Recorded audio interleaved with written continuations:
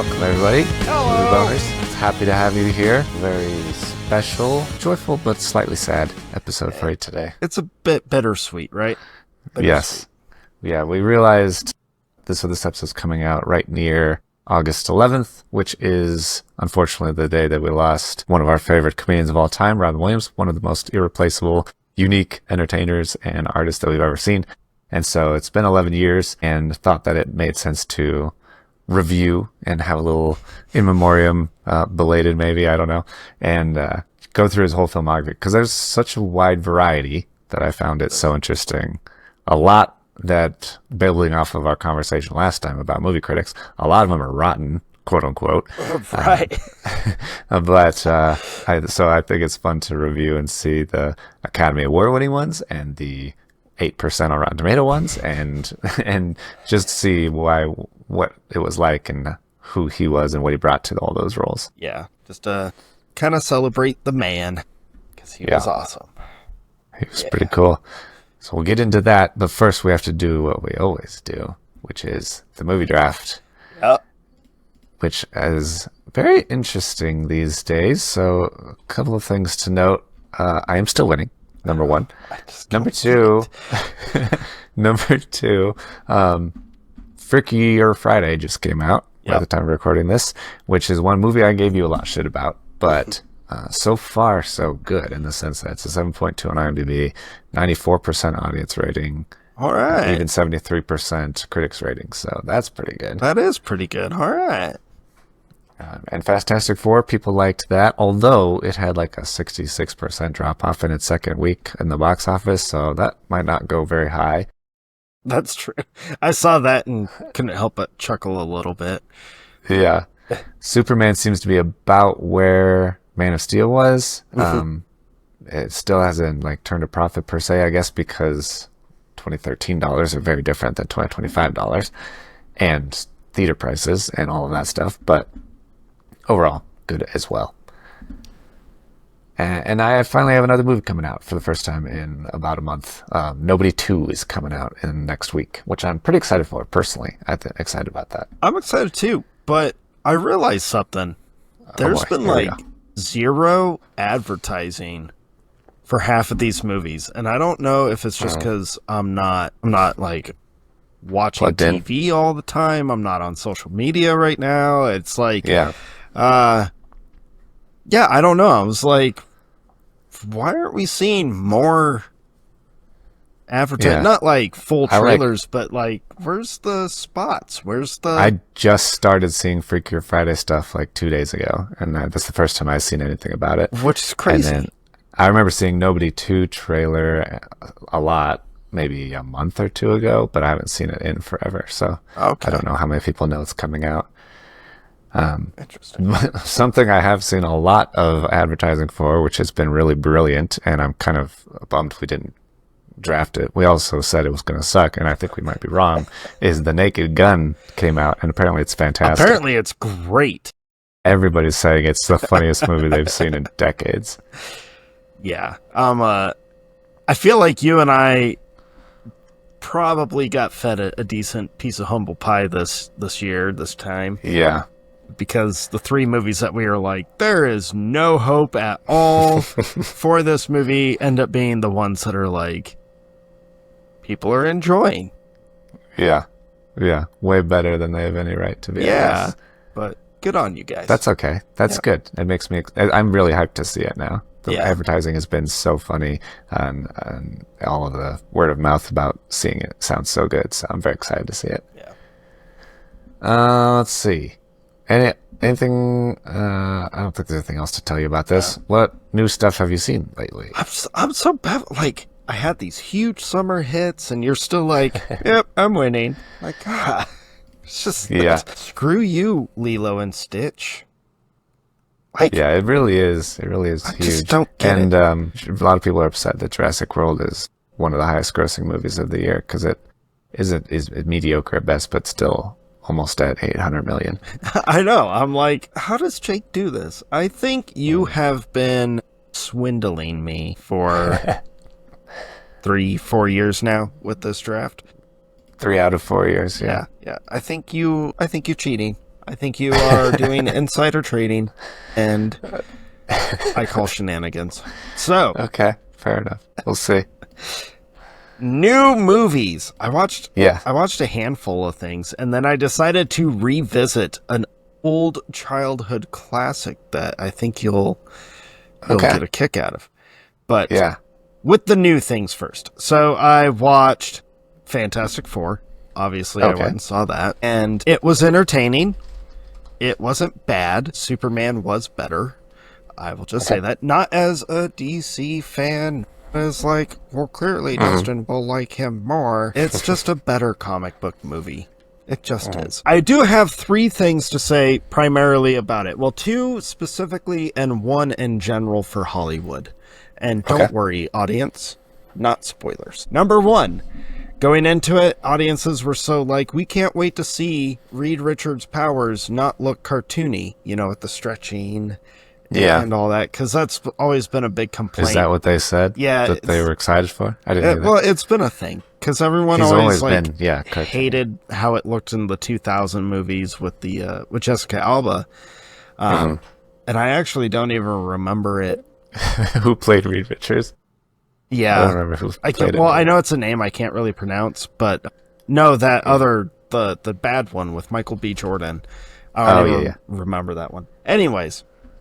So a big complaint going into it was people were like, we can't wait to see the MCU handle Mr. Fantastic stretching abilities. This will be great. And then I'm watching the movie, and he finally does his powers, right? Yeah. And it was instantly of like, no matter what you do, no matter what the technology is like, no matter how great the CGI might be advanced, Reed Richards' stretching abilities will always look cartoony. Yeah, sorry, it's much audiences. better on a comic book page, I guess. Yeah, just sorry, you're not going to make it look cool, because it just doesn't. Second note, comic book accurate Galactus, pretty cool. That was pretty cool. That was pretty. It looks huge. Yeah, I was like, good on you guys. I like this. Woohoo! Good. And then the third note, generalized for Hollywood: stop CGIing babies.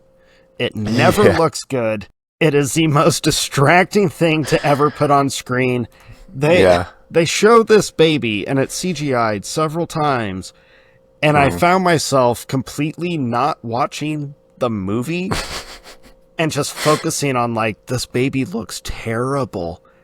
Yeah. It looks so bad. Stop it. Just stop it. What did I watched something recently that had a baby in it, and it was weirdly CGI, and I was like, what is happening? I couldn't stop staring at it. Right. You're like, you would think they would learn the lesson after Twilight, but no. Yeah. You would think they would get better baby CGI filters or whatever, and there's just as bad. It's just as bad. It's terrible. So, Hollywood, stop it. That was me hitting you with a stick. Just pay a child. It's fine. Right.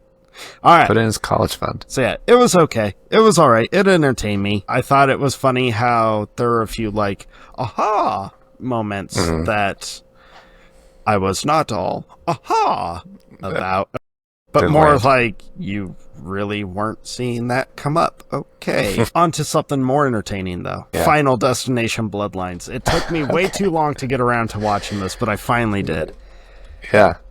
And it does not disappoint. What a fantastic installment in such an incredible franchise. Man, it's the most fun horror franchise. I think it really is. Besides Terrifier. Yeah. Kills are great. The story was great. It was kind of unique. Like, they tell it in a different way. And, what a joy. What a joy Final Destination was. I loved it. I'm excited. Made me laugh. Made me cheer. Not really. I'm just excited about it. And then I watched Until Dawn, which is a movie based on a video game that I guess a bunch of gamers hate because it's not exactly like the game. Okay. But as someone who has no affiliation with the game and watching it for what it is, not bad. Not bad at all. Yeah. Like, I watched it too. All right. I was like, I don't know why this has a 5.8 on IMDb. This is pretty cool. I know. I was like, this is cool. I like this. What a fun concept. All right. Yeah. Pretty, like, brutal violence. Pretty interesting story. I liked all of the characters and the actors and stuff.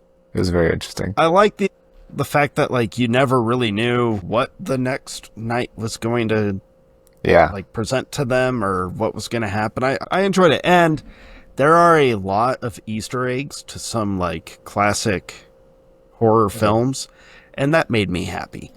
So yeah, Until Dawn, not bad. Yeah. And Peter Stormare is always great. Yeah. He's really fun in it. And then the granddaddy, because holy cow, anyone who has listened to us knows that this was a big one for me. Happy Gilmore 2. Yeah. I watched this also because I was like, there's no way Dustin's not going to bring it up. Not even. I've watched it 3 times because I loved it. Not as good as the first one. Can't be. But it can't be. My favorite thing about it, though, dude, and I think you'll agree, is Adam Sandler, his family, and his friends got together, made a 2-hour movie that was hilarious. It's fun.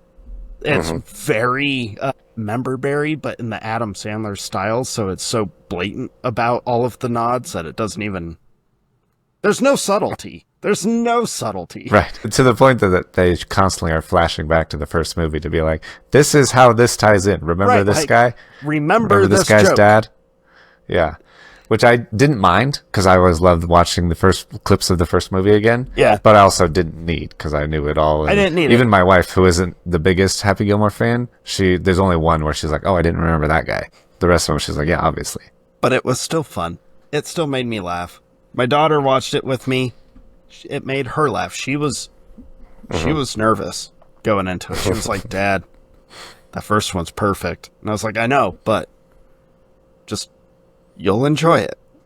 And it ended, and she was like, this movie's awesome, Dad. I'm like, I know. Yeah. Adam Sandler's so good at that, of just making a movie and having fun and letting that come through, that everybody watching it knows that these people are just having a fun time and they're inviting you along.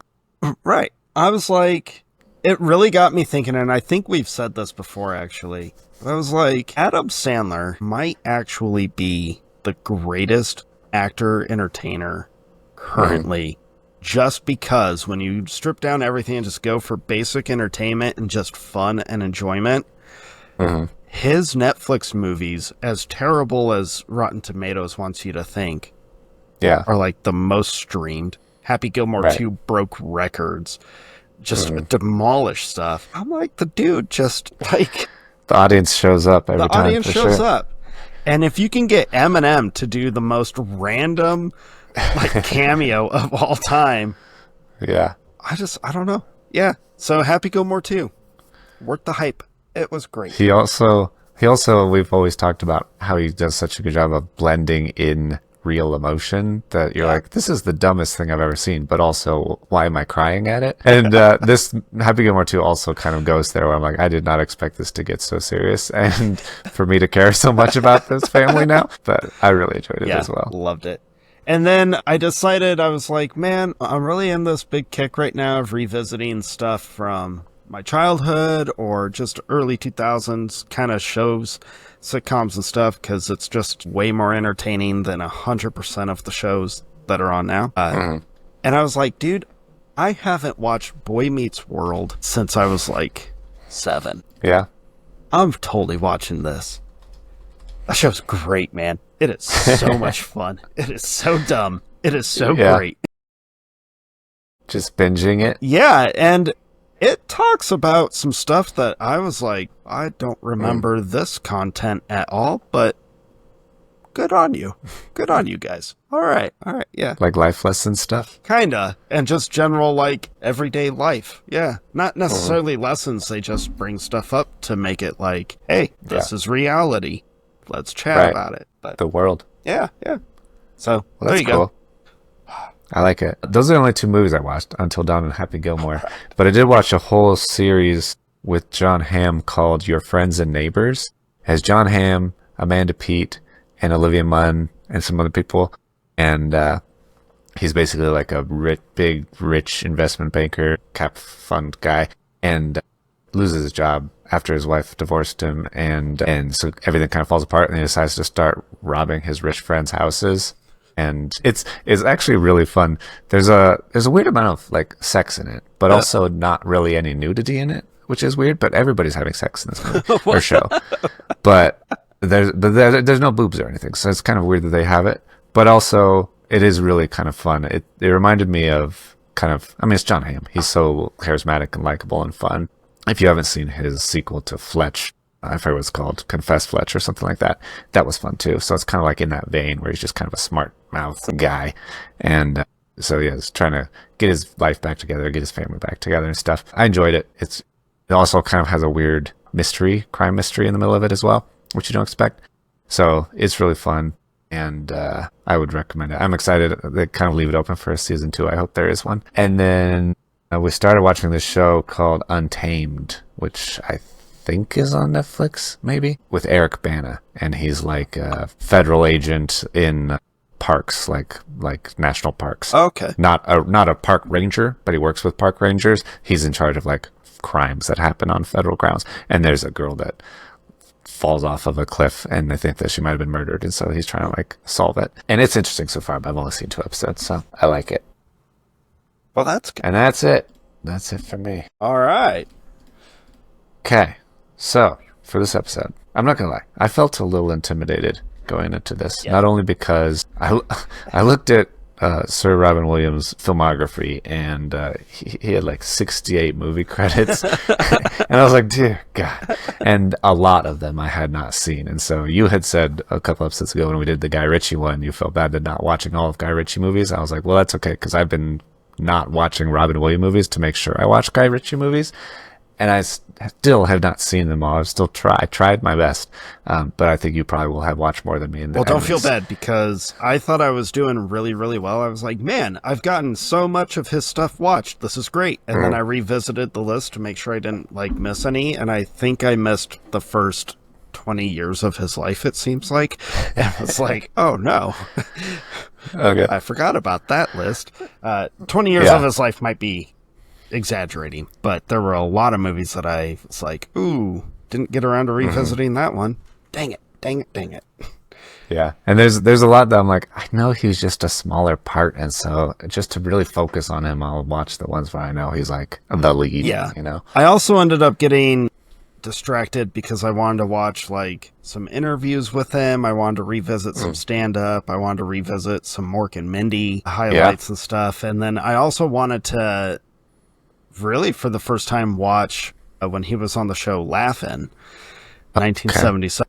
So I was trying to find some clips from that, and I got kind of sucked into watching all of these old clips of him, and realized I could have spent the last 3 hours, instead of watching clips on YouTube, I could have watched like 2 of his movies. Yep, that's very true. But I think between the 2 of us, we have watched quite a bit. Of Robin I think Williams. so. So I think I do think so. I did watch a lot of his earlier stuff because I was like, oh, let's just at least start there. I did not watch the first movie he was in where he plays Man with Toothache in 1977. The movie Can I Do It Till I Need Glasses? It has a 4.1 on IMDb. I don't know what it's about, but it sounds like he's a small role. I was like, I will skip it and start with Popeye. Popeye gets like dogged so much, even by Robin Williams. He makes fun of it a handful of times on Mork and Mindy, which I thought was great, that even back in 1978, 79, he was poking fun at his own career as his career is still kind of taking off. Right. That's like, all right, Robin, I see what you're doing there. Good on you. Yeah.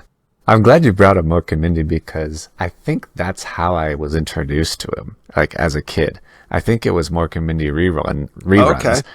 And I didn't know anything about Happy Days. I didn't want to really watch it. I may have known the name, but for some reason, my mom thought Mork and Mindy was cool, partly because I think it takes place in Colorado, which is kind of fun.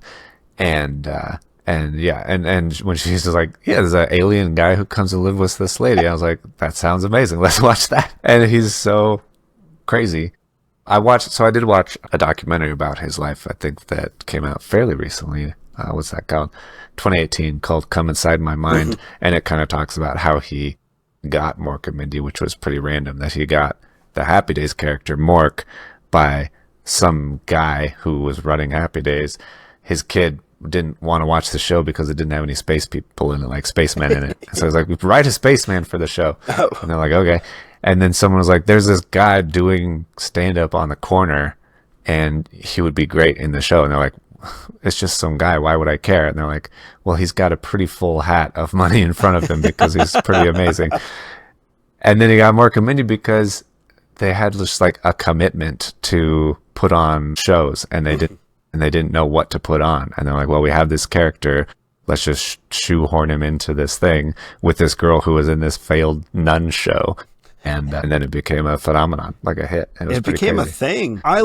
Did you hear the story that Henry Winkler talks about when Robin Williams guest starred on Happy Days as Mark? I don't think so. My gosh. So I'm gonna butcher the story, so I apologize for that. But yeah, I guess the idea was, hey, we're going to put an alien on Happy Days, which I think is a concept you could only get away with in the 1970s because everyone was just kind of like, we don't care about realism. We just want to be entertained. Yeah. And there's 3 shows on. I'm going to watch whatever you put in front of me. Right. So let's have the Fonz meet an alien named Mork from a planet called Ork. This is the creative genius that was the 1970s. Right. Amazing. And I guess Henry Winkler talked about how Robin Williams, before officially like being on camera on this show, because it's Happy Days. Happy Days was a juggernaut. Huge.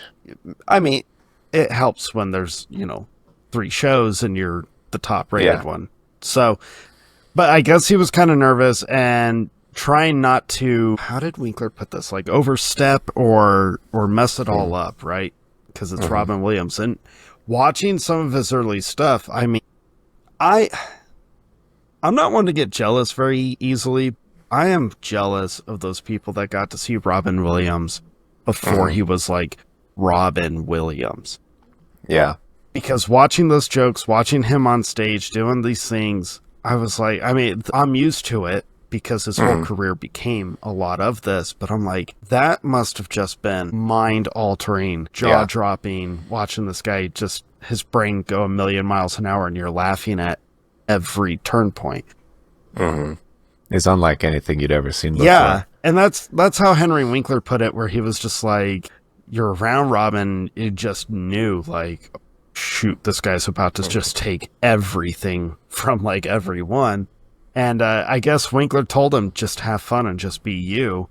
And Williams took that literally and went on screen and was just him as his character. And the rest was history. But I thought that was such a fun, like, what a cool thing for Henry Winkler to be able to carry with him the whole time. Just like, not I'm responsible for Robin Williams, but having that kind of quiet, vulnerable conversation with someone who the world saw as one of the toughest, not in a macho way, but just that, like, this guy is so outgoing and an outpouring of comedy and love. Winkler has this amazing privilege to have this quiet moment with Robin Williams before the juggernaut of Robin Williams hit the screens. But yeah, Mork and Mindy is such a weird show. It's such a weird show. It was just so incredible seeing how Robin Williams' mind worked, and that he just operated on a completely different plane of existence, maybe another planet than the rest of us.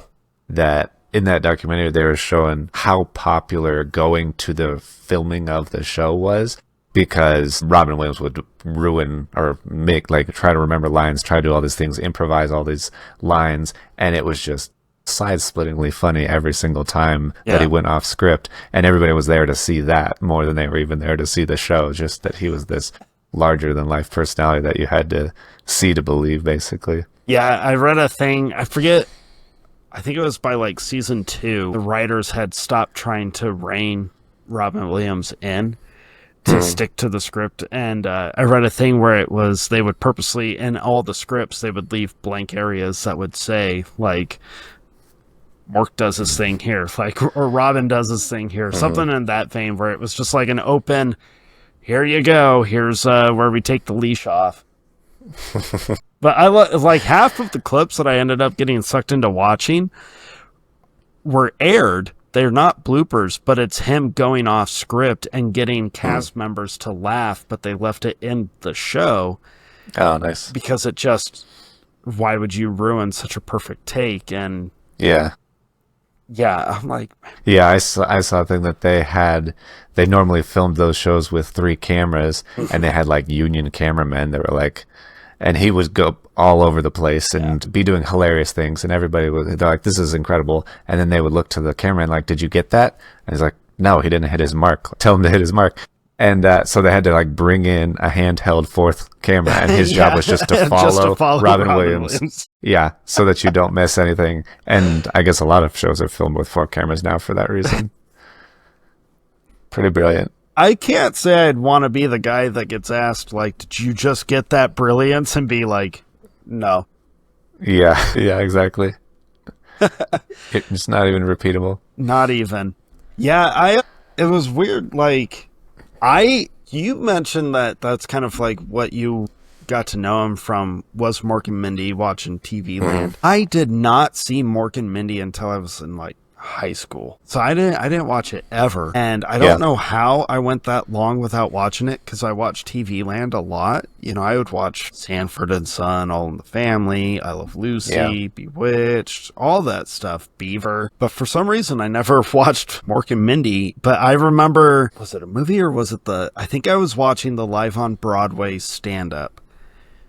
And my dad, I had always heard my mom kind of like mention Robin Williams as Mork, but never put 2 and 2. But I remember my dad being like, you should watch Mork and Mindy, where he really like started. And then I didn't for a long time, and then I finally did, and was like, this is so weird. I kind of can't get over the incredibly colorful suspenders that he seemed to wear throughout the 70s and 80s. Yeah. The hair, which he seemed to sport even through the 90s. But it's such a cheeseball show that it's great. And yeah, it's kind of crazy for a family-friendly show that makes no sense. It's an alien living with this woman, then they fall in love, and at one point he joins like the Denver Broncos cheerleading squad. Naturally. It's the weirdest show. It's the weirdest concept of a show ever, with the nanu, but it's so fun. It's so fun. It's, as a fan of Robin Williams, I think it's one of those things where I'm so thankful we can go back and watch that of him, because as innocent as it is, which is kind of innocent, because it's still Robin Williams sneaking in things that you could tell the censors had to have just been like, what is he doing? Yeah. And if he says it fast enough, most people won't catch it. But what a cool way to start your career. And suddenly you became known for like just the improv guy. It's crazy to find out that in his movies, he always did at least like 20 plus takes of him just improvising until he was satisfied with one of his improvisations, and then they could move on. Everyone talks about all the cuts of like the Schumacher Batman Forever cut, or, you know, all this other stuff. I kind of really, really want to see 2 cuts. I want to see the Mrs. Doubtfire all ratings cuts, because apparently that's out there. And I want to see the Aladdin. That would be amazing. That would be amazing. That, I'm like, I want to know, whoever has those tapes, man. Yeah. It seemed like for Aladdin, he just did voices and impressions and was a crazy cartoon character. And then they just picked the ones they liked and animated around it. Just mind-blowing. I have to imagine for our generation, most people's introduction was Aladdin, just because Genie was so iconic. It came out when we were, what was it, 91 or 92? 92. So yeah, we were 5, 6, around there. That was pretty much peak getting into movies phase for sure. And 90s Disney movies was like must see, of course. And Aladdin just holds up so powerfully. And I think it holds up so powerfully largely because of Robin Williams and the character of the genie, for sure. Like without that performance in that movie, it would not be top 10 Disney movies, probably. I And it's great in a lot of ways, but I think that elevates it so much. It is wild how much his introduction scene transforms that whole movie, because it's fun, it's exciting, it's interesting. Yeah. And then the genie shows up, and it really is just like this, my gosh, this is a movie now. Yeah. And Breathes life into it. I'm pretty sure for as many times as I've seen Aladdin, I'm still convinced that there are a lot of jokes that he makes throughout the movie that I'm like, did I catch that? Have I missed this joke? I'm pretty sure I'm missing jokes, because he's fast. I do know that there are jokes in that movie that I'm like, I just got that 20 years later. I think you're right. I think Aladdin was my introduction to Robin Williams, which is such a weird thing to say because it's a cartoon character. But then, man, what would the timing on that be? Because I know I saw Popeye when I was a little kid, and I'm going to tell you right out the gate. Okay, there's a lot of audiences, there's a lot of critics that like to hate on the super cheesy, family-friendly Robin Williams movies like RV and Old Dogs and Popeye. You guys need to get over it. Those movies are hilarious. They're not great. Yeah. They don't try to be great, but they're fun. And they're good. So it had been ages since I've seen Popeye, like at least 20 years, maybe more. So I rewatched it. First of all, I didn't remember it being a musical at all. And I was like, there is so much singing in this that I did not remember at all. And it's like the weird songs too. None of them are actually like memorable and catchy. Yeah, that's probably why I didn't even have any idea that it was a musical. But it is, as someone who watched the Popeye cartoon as a kid, I felt like they did a good job of translating it to the TV, like to the movie screen.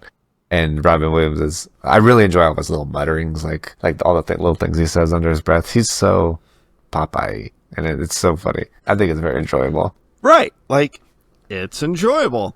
I'll be honest too.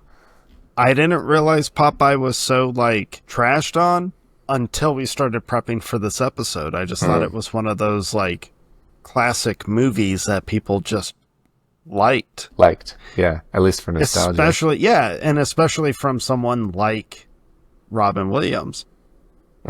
It did spark me to be like, man, I remember as a kid loving the movie Flubber.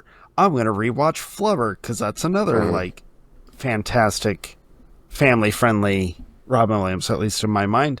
And I was watching it and I was like, this movie's weird. His robot is in love with him and jealous over his fiance, which is the weirdest and calmest engagement day of the wedding. I don't know if you got around to watching Flubber. Okay, so I've not ever seen Flubber. Okay.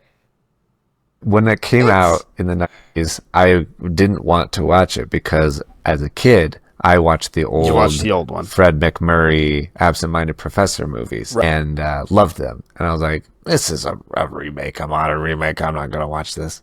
You probably wouldn't have been happy with some about like weird CGI goo. Yeah, right. That like squeaks and bubbles everywhere. It flies out of Christopher McDonald's butt at one point. That's funny. I like that. But there is a weird robot that is like his secretary assistant. Okay. Lady thing. It's just. Does he marry that? No, but she's like jealous of his fiance because she wants to have his attention because they've been together for so long.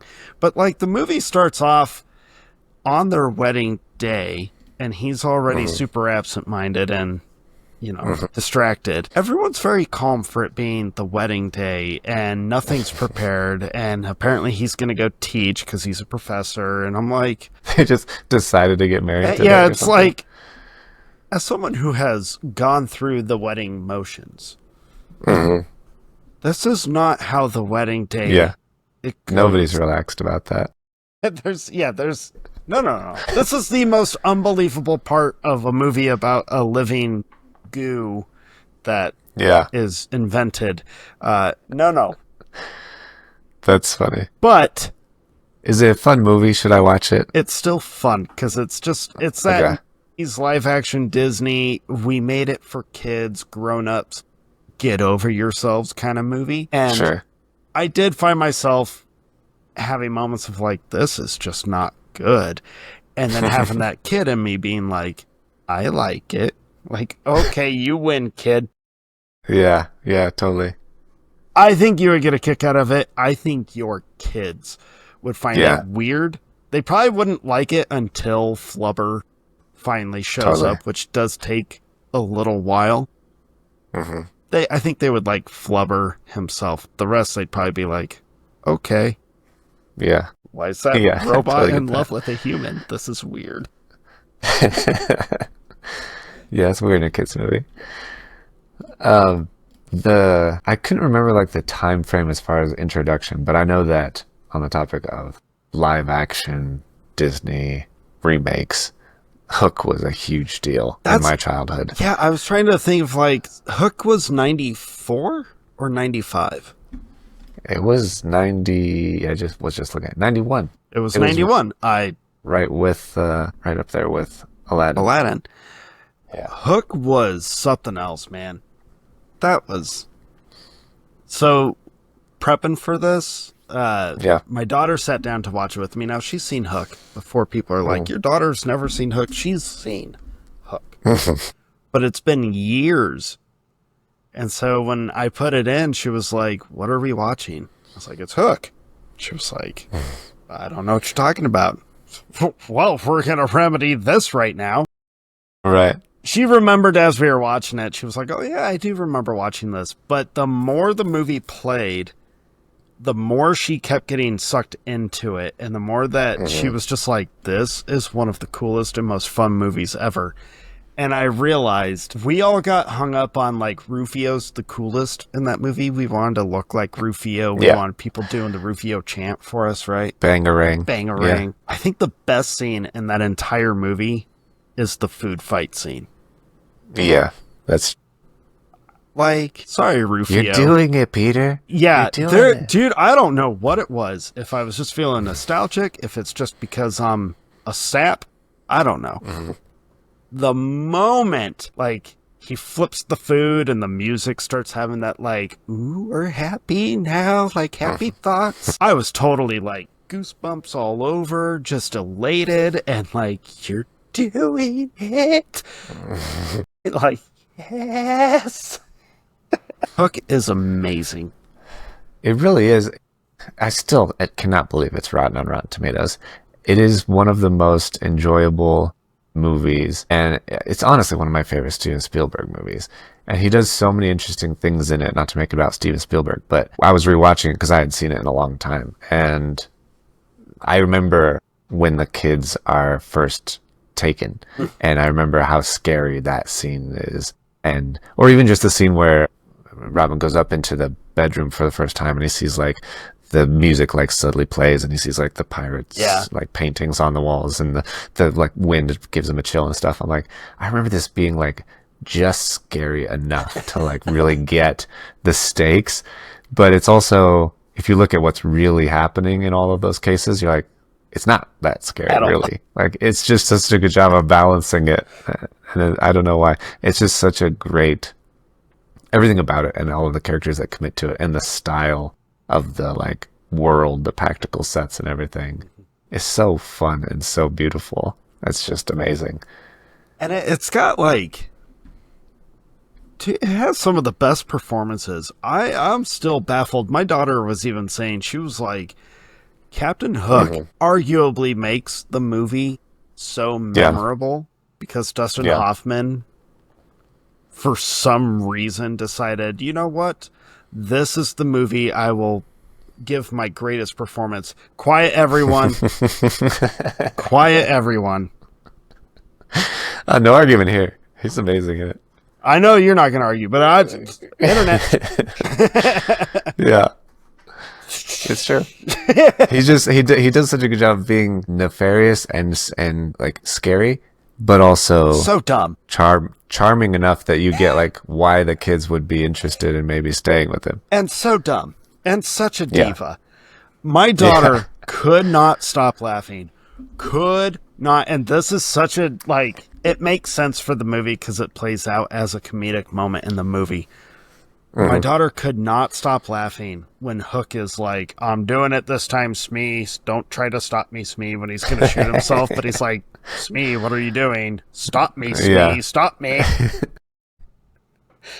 She could not stop laughing. She was like, he's such a pop star. He's such a diva. He really is. He really, really is. Yeah, but Robin Williams in that movie, it's weird because he's pretty contained for most of the movie, that it really does feel like, dude, you're doing this wrong. Why are you not, like, you're Robin Williams playing Peter Pan and you're not making jokes. Right. This doesn't... Yeah. There's no, like, trace of fun or silliness at all. And it's such a contrast to him. Of course, then the food fight happens, and you're like, Robin's here. I noticed a very powerful trend in a lot of his movies, that he does that role so well, where he's like an adult man who has this childlike sense of wonder and joy and fun. And Hook, he does it. Toys, Jack, Patch Adams, Jumanji. Bicentennial Man's kind of like that. There's so many. I didn't watch the full movie. I've actually never wanted to see Bicentennial Man because robots being in love with people and being treated as humans is just weird to me. I don't know. Now, I'll also say, like, he mostly just wants to live his life and learn about the world. Okay. I will say his movie Robots, that's entertaining. That's a fun movie. Underrated fun movie. Yeah, I can't justify why an animated robot movie I'm okay with and sympathize with, but a live action robot movie I'm like, nope, not for me. I don't know. Probably because there's no humans in robots. They're all robots. Maybe that's what it is. You're a robot segregationalist. Wow. Only robots can be with robots, not humans. Wow. Speaking sidetrack, quick movie related at all. I just heard recently that we being the general human race, have developed our first slur towards robots because AI is coming and robots are coming. And so we just get ahead of it and come up with a slur for them. Do you want to know what it is? You're going to tell me whether I want to know or not. I'm pretty sure it's clunker. That sounds like a terrible, like, name from, the set. Yeah. Clanker. It's Clanker. Clanker is the internet's new favorite slur.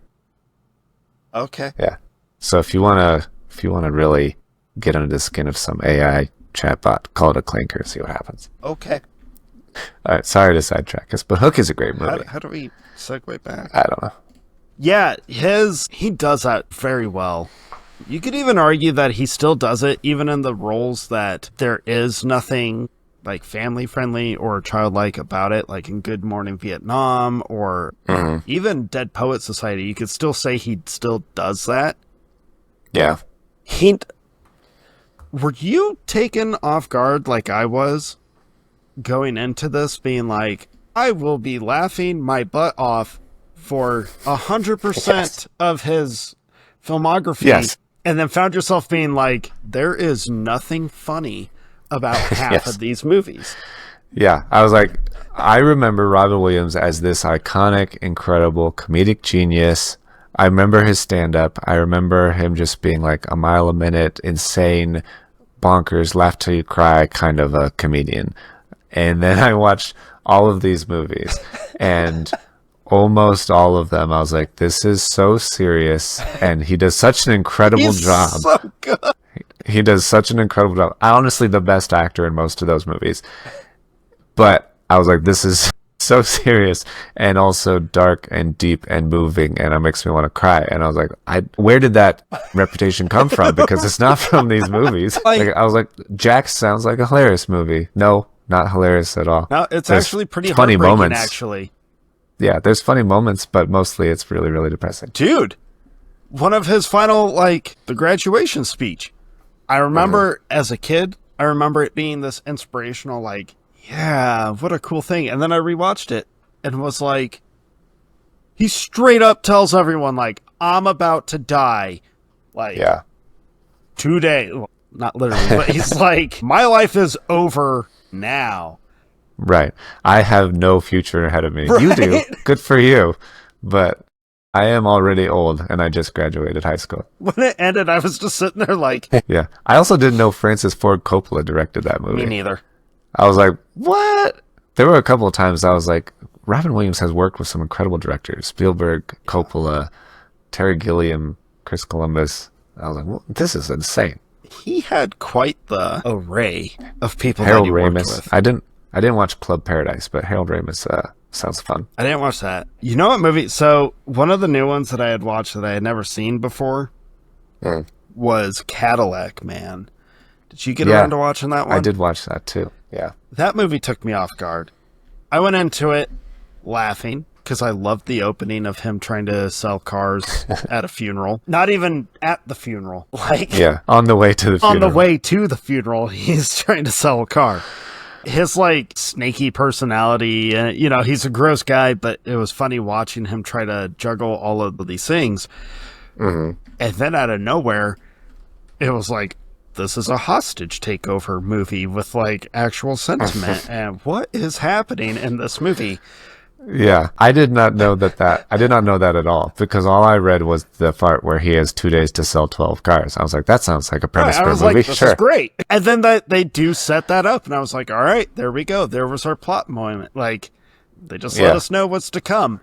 No, yeah, now I'm going to just go through the movie to wait and see if he can really pull it off and get that 12th car by the end of the second day. Right. No, not about that at all. Yeah. Tim Robbins shows up and things go sideways. Just a little bit. But I still it was fun, though. Really liked it. I was reading some stuff on it where people were like, I hate the dark comedy of this. It's so messed up. And I'm like, the movie is kind of messed up. But it was still funny. And it was still entertaining enough. And I actually think it kind of makes some decent points of, like, not taking everyone for granted, which kind of is a big theme in a good amount of Robin Williams movie. Okay. At least to me, where it I see that. really was that, like, approach life or people kind of with a, like, that childlike kind of curiosity or acceptance right away. He does that a lot in his movies, which I thought was interesting, because then you hear quotes that he would say, you know, of, like, the people who are trying to make the people around them laugh the hardest are probably hurting the most, and then you watch his filmography or you watch his stand-up and you're like, oof. That's he knows what he's talking about. Yeah, you're like, man, the dude was reaching out to us a lot, or at least it's unfortunate that it takes hindsight to really see all that's true. Yeah.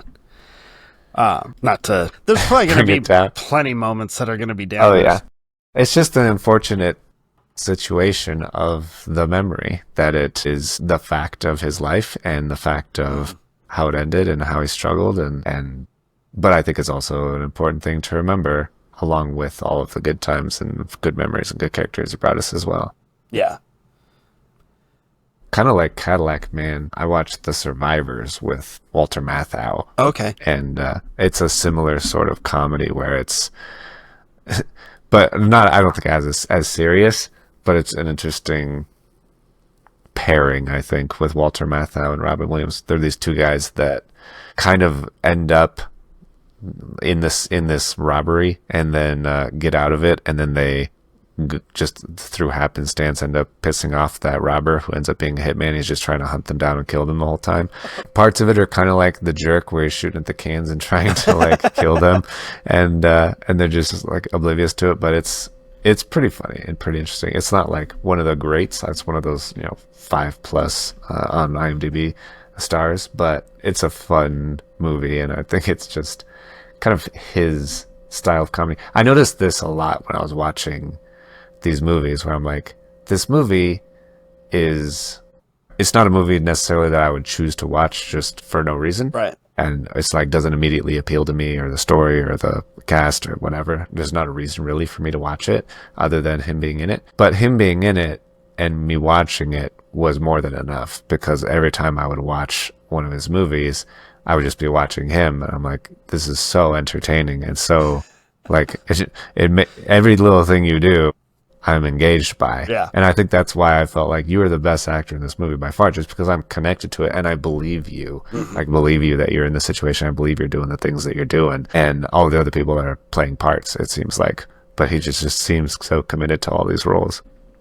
I think, there's always like that thing about Hollywood. They've been doing it since the dawn of Hollywood, of relying on the name of like your main actor to draw the audience in. I think Robin Williams might be one of those like Mount Rushmore names that did that, because so many of his movies have such like medium to low ratings on everything. I mean, you mentioned Rotten Tomatoes hates like his career, and yet he's known as like one of the all-time greatest actors, period.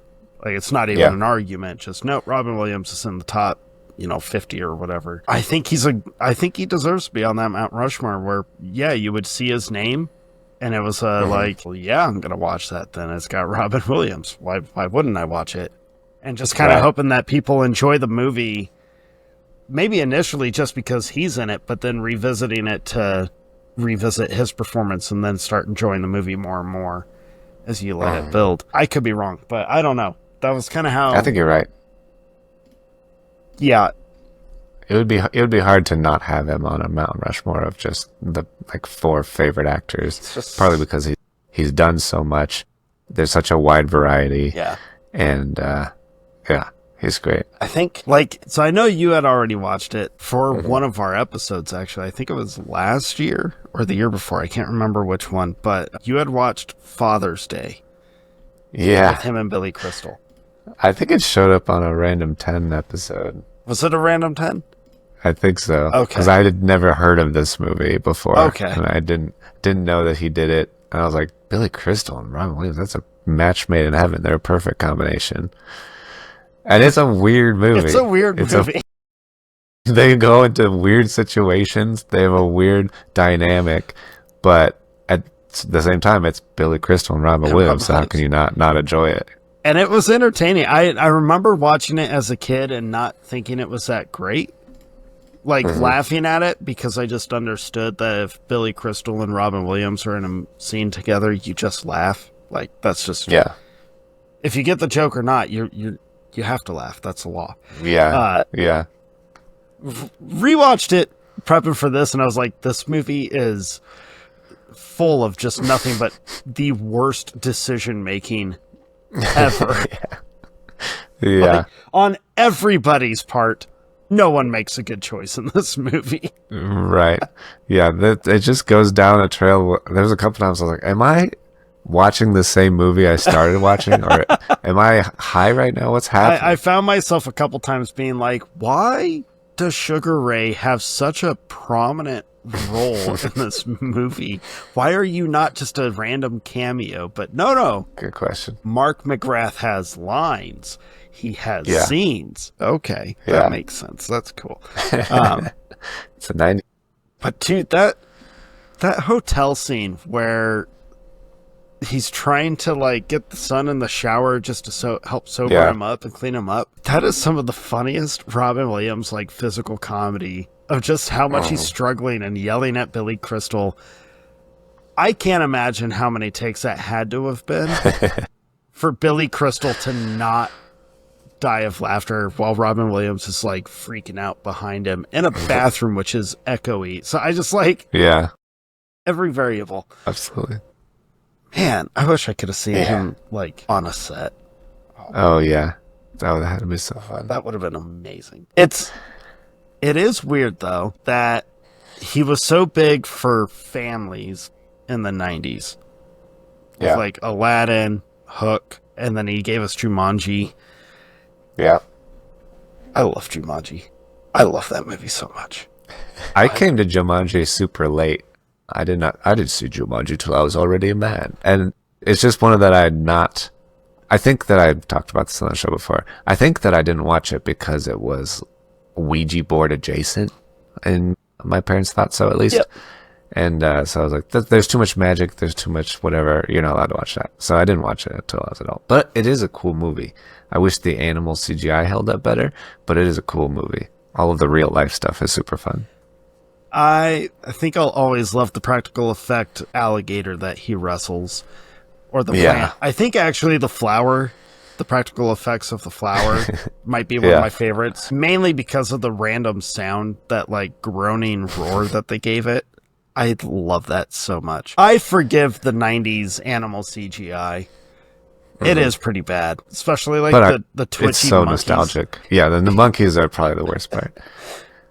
But Williams is fantastic in that movie. He's so good in that. Which I guess goes to say. But the weird one to me, man, he has one movie from the 90s that I go back and forth on where I love it. And then I'm like, I don't know if I'm going to be able to finish this movie because the mom makes me so mad. Yeah, everybody knows what you're talking about.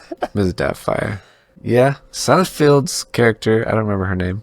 She's the worst. She's the worst, dude. It's like, on some level, I get where you're coming from. Like, he is making things harder, but only because you're a super tight ass and not willing to go along with the fun.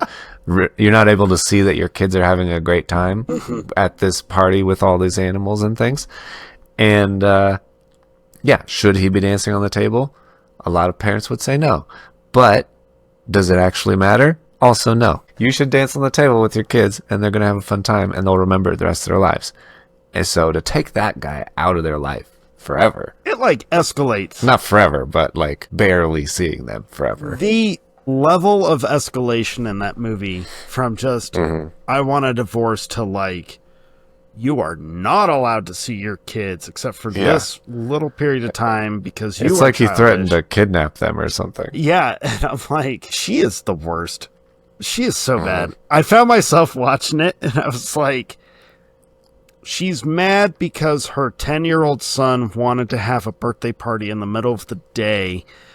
Everyone should be at work, or at least, like, it's a kid's birthday party.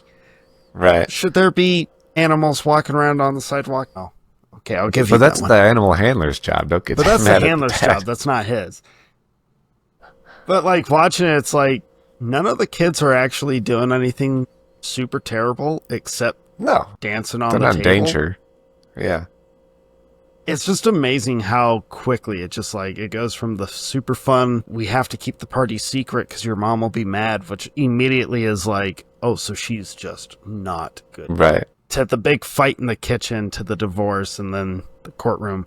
The scene that gets me so is when it's their first night in the apartment, and it's like awkward because it's small, it's new, the kids don't know how to feel about the divorce. He's still like traumatized by being divorced and obviously downgrading tremendously. Yeah. And then she picks them up a half hour early and demands that they go with her. It was like, to me, it was just that, like, you really are just the, like... He's lost everything. Yeah. I was like, you know what? We've been saying that Jenny and Forrest Gump might be one of the biggest villains of Hollywood. I don't know. I think the mom and Mrs. Doubtfire might give a good argument for that. I think the only difference is that the mom finally kind of gets over herself by the end of the movie. So does But Jenny. so does Jenny. So, you know what? Nope. I'll forever be a Jenny defender. The mom from Mrs. Doubtfire is back on the villain list. I think she is the worst. She makes that movie hard to watch. She really does. Yeah, she does, for sure. Like, I guess it puts you on Daniel's side immediately. Yeah. But it is a lot. And throughout the whole movie, like with her new boyfriend and everything, it's like, yeah, it is hard to watch. But Robin's so fun. He's so fun. As Mrs. Doubtfire. The voice, the prosthetics, he really gets to like do everything, not just the Mrs. Doubtfire voice and everything, but like his job being a voice actor and talking to the whatever that lady's job is to try to get him work and stuff, and he's just like doing voices and describing stuff. It's just it's fun to see him go from being serious and hurt and all this stuff to being silly and fun at the same time. My favorite impression that he does, I'm going to get it wrong, but it's when he's like, you want to see my impression of a hot dog? And he does that like...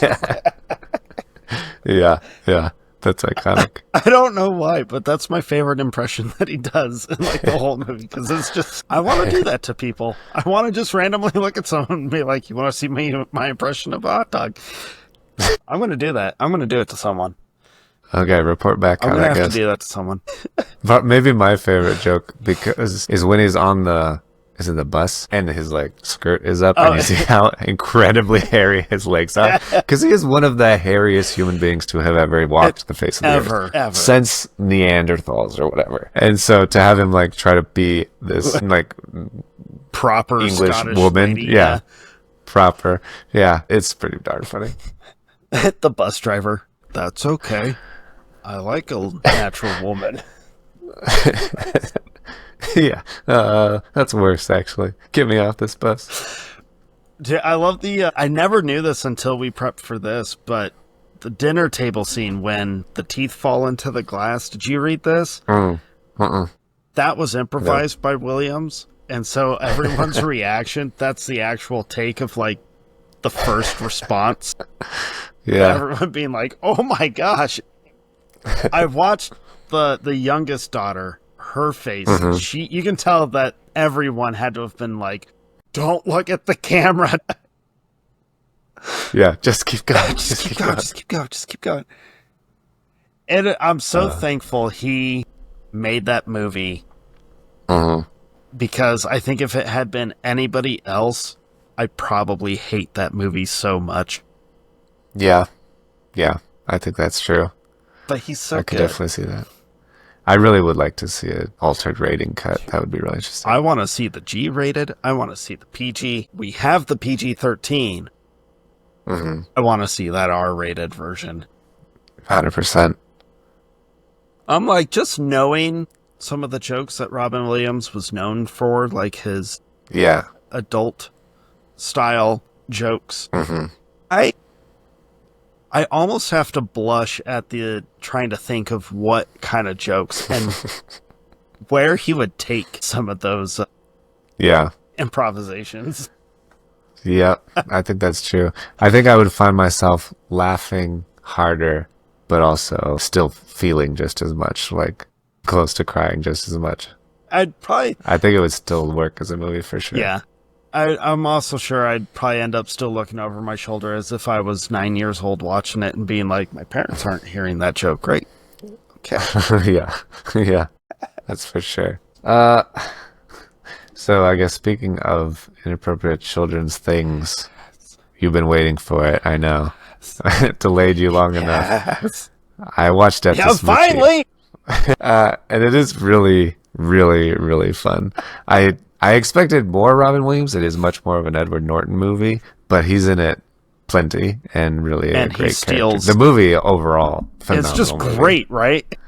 Yeah, I found myself smiling the whole time. I was like, this is so fun and weird and dark, but also great. Like, it's the perfect... I don't get why it got so much... I remember it being like, oh, you can't do that. You can't have a kids show like be so adults like this. Kids show movie because kids will watch it or whatever. It was the 90s or early 2000s. Parents were very uptight about that stuff back then. But yeah, I was like, this is very clearly its own thing. I don't see any sort of reason why anyone would ever be concerned about this. And it's a very funny movie. I really liked it. And I'm very sad that I waited until I was almost 38 or whatever to watch it. You almost have to think it's such a good, like, gangster movie, which is weird to say because it's, about children's charities that are actual gangsters and murderers and money launderers. There's an Irish mob. There's an old boxer who isn't all there anymore. Yeah, I love when it comes on and is this other, like, sidekick character. But Robin Williams in that movie, I know it is more of like the Edward Norton. I mean, he's the lead, considering he's the title character. But Robin Williams is Rainbow Randolph, dude, his, like, there's not even a slow progression into just his insanity. It is. Yeah. Yeah. With, like, the opening dance number, I would say. Him kicking the TV, him wanting to set himself on fire in the middle of Times Square, the Nazi rally. Naturally, the Nazi rally has to be mentioned. There's so many moments in that movie that, I mean, I die laughing every time I watch it, but I also, it's one of those movies, I think there has to be enough behind the scenes footage for like a full documentary of how do you get someone like Edward Norton, who takes the craft of filmmaking and acting so serious and so methodical, and then you put him with Robin Williams, who is like, just let me out of the cage. Right. Yeah. Just let me go and I will make this a magical and crazy time. Try to keep up. I want to see how that dynamic actually worked. I would want to see the meetings between Danny DeVito, Robin Williams, Edward Norton, and then the other producers, and being like, okay, you guys. Yeah. Have polar opposite ways of approaching how to do this. Please don't kill each other. Right. But Death to Smoochy is, oh my gosh, it's so good. It's so good. I love it. It's so unique, I felt like maybe that's Danny DeVito directing it, but it's just seemed very, like, the color and the pacing and the camera angles and cockeyed nature. DeVito has very specific ways when he directs a movie or directed, because I don't think he's directed anything in a long time. Now I'm curious. I think about to look too. Maybe Duplex, which is a long time ago. Duplex. Wow, that is a long time ago. He's done, his most recent is, well, these are all shorts. Short. Oh my gosh. Yeah, Queen Bee was a TV movie right after Duplex in 2005. He's only done shorts. Yeah. He's completed a movie called Saint Sebastian, apparently, with Lance Reddick, who is dead. Sorry, R.I.P. Lance. What cadence on that one? Just trying to fill dead air. Yeah, Matilda's the one I was thinking of. I forgot he did Duplex. And yeah, Throw Mama. Yeah, he has like such a very specific way he makes his movies, how he paces them, just the blocking. It's very DeVito. And it works so perfect with how Death to Smoochy plays out.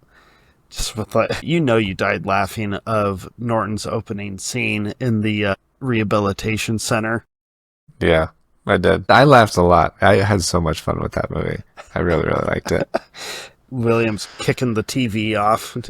Die, you Satan spawn of Barney. Yeah, I laughed a lot when we finally got to the cookie scene, because I know you talked about that a lot. I bet you just died. I did die. I did, 100%. It's a spaceship. It's a rocket ship. That scene always, even when I was younger and it came out, it still had me just being like, oh my gosh, he's throwing every, like, name, slur. Yeah. Everything. Like, were the kids in, like, speaking distance of Williams as he's screaming these nicknames? Because it sure does look like they were. It sure does look like they were. Yeah, it seemed like it to me for sure. He's all. William. I know he's not like title, but him playing just this completely unhinged psychopath who goes from screaming obscenities and threats to like full on sobbing right into screaming more. Like, to me, it's Unreal. one of the best comedic performances of just how can you play a psycho in a very funny way. I love how he did. It's just, and then the contrast of when he's wearing the Rainbow Randolph suit and the songs and the singing. And the eyeliner, or whatever that is. Makeup Shadow. And the glitter. He's probably gay too. What? Yeah. I'm so happy you watched it. I had zero doubt that you would find it very entertaining. Zero doubt. Zero doubt. Yeah, it was one of the few movies on this list I was like, this is a hilarious movie. And so I'm glad that it was in there for sure. It's so good. And it's so random. See, then you watch movies, you go from his career like that to one of my personal favorite ever experiences watching a movie of his, performances of his, and actually movies. It's one of my favorites. But you go from movies like Death to Smoochy. And he's known for the great comedy and drama, you know. Even Good Morning Vietnam, as hilarious as that is, that movie has incredible dramatic scenes. Yeah. Good Will Hunting. I don't want to say it's hilarious. It has moments that you laugh with him in it. Like just the farted story. Yeah. Basically. But that scene has a lot of weight to it, too. When he, brings it all back down and tells him about, it's the little things like that I miss, that I remember, crush my heart, Robin. Crush it. He's so inspiring in, the heartbreak, right? Yeah. But then I'll never forget, my poor one day in 2000, I think it was 2004, goes, "Hey, Dustin, let's go see a movie." And I went, "Cool. What are we going to go see, Mom?" And I'm paraphrasing this because obviously I don't remember the exact conversation. 2002. It was 2002. So right on the heels of Death to Smoochy. I'm not doing well with my release years tonight. You're slipping a little bit. You're usually so spot on. Anyways, I go, "Okay, Mom, what are we going to go see?" And she goes, "Well, I know you really like Robin Williams, so we're going to go and watch his new movie." And I went, "Oh, sweet, this will be great, because this movie looks so weird and different than what we're used to." She goes, "Yeah, it should be, I'm sure it'll be good." And then we went and saw a 1 hour photo. Yeah. That's like the most uncomfortable hour and a half ever. Yeah. It's a very deeply dark and disturbing, well, especially with your mom, thriller movies, It is so disturbing. Yeah. Now, don't get me wrong. Yeah, I love it. I was thinking about all of the parts where he's wants to be part of the family. I was like, yeah, I guess it's kind of messed up. And I was like, yeah. And then he forces and then the hotel scene. To fillet her with a gunpoint. Yeah, a knife point, I guess. Yeah. I remember now. Yeah. Yeah, that's pretty bad. I wrote down that 2002 was the year that Robin Williams turned heel, basically. Kind of. Because he had 1 hour photo, Dustin Smoochy, Randall Randolph's kind of the bad guy, and then Insomnia also. Yeah. And I was like, he just decided to be bad guy now. He just decided to be, and not just I'm going to play a villain. The worst, most iconic villains ever. Disturbing. Under your unrecognizable skin, as. Make you really quite. You know what? Maybe it was Robin Williams who really started the downfall of printing photos. Maybe. Yeah. They're like, well, we're not doing that anymore. Right. So it's that easy for people to start stalking. Done with that. Then again, we have the internet, so maybe we did not learn the lesson. No, not at all. We kind of went the opposite direction, actually. Yeah. We'll just take the middleman out and show everybody all of our photos all the time. Constantly. Look where I'm at. We go, I'm right here. Yeah. Look at my location. I'm dropping a pin this moment. Yeah, exactly. Hey, strangers. Please stalk me. Yeah, there's, the movie's so disturbing. I know it is one of my favorite movies of his because it's such a dark contrast to everything else in his filmography. But it's as disturbing as it is, and don't take this wrong, I'm not sympathizing with the bad guy, but it's a heartbreaking movie. Oh, for sure. I feel like that's a big reason why it works, because you do understand that he starts out just wanting to be part of this family. Yeah, he wants connection. Really, really wants to be part of this family. That's the problem. Yeah. He doesn't just think they're a cute family. But, yeah. Hey. I think that soul to the character that Robin Williams definitely personifies, and that you understand, takes you on the ride, and not be like, oh, he's just some crazy guy, or he's just some faceless ghoul serial killer, movie monster kind of guy. It's no, this is a much more personally intimate thriller movie than others. Yeah. And it also got me thinking, like, I've loved it for the last 23 years since it came out. 23 years. But it got me really thinking this time around in prep for this and just watching it and stuff and just being like, there's been so many thriller movies that are the slow burn that want to be kind of artsy in a way. And I think 1 Hour Photo kind of sets a standard that hasn't fully been met because it is a slow burn movie. It's very patient. Even the hotel scene, as gross and disturbing as it is, it's very short, and they do some clever things with never actually showing really a lot, if anything. Yeah. Which you and I are pretty loud about this, of like, when you don't have to be shown it, sometimes it makes it so much worse because your head is going through the emotions. But I don't think 1 Hour Photo is like an artsy movie. I think the slow burn aspect of it is perfect. And I'm like, man, I don't know if movies like this have really met this same caliber, just because his performance is incredible. I can't believe he didn't get more recognition for it, because it's such a turn. It's such a gross turn. But yeah, I love 1 Hour Photo. And yeah, that experience watching that movie in the theater next to my mom, I remember when we left, we were both like, so we should probably watch something funny now.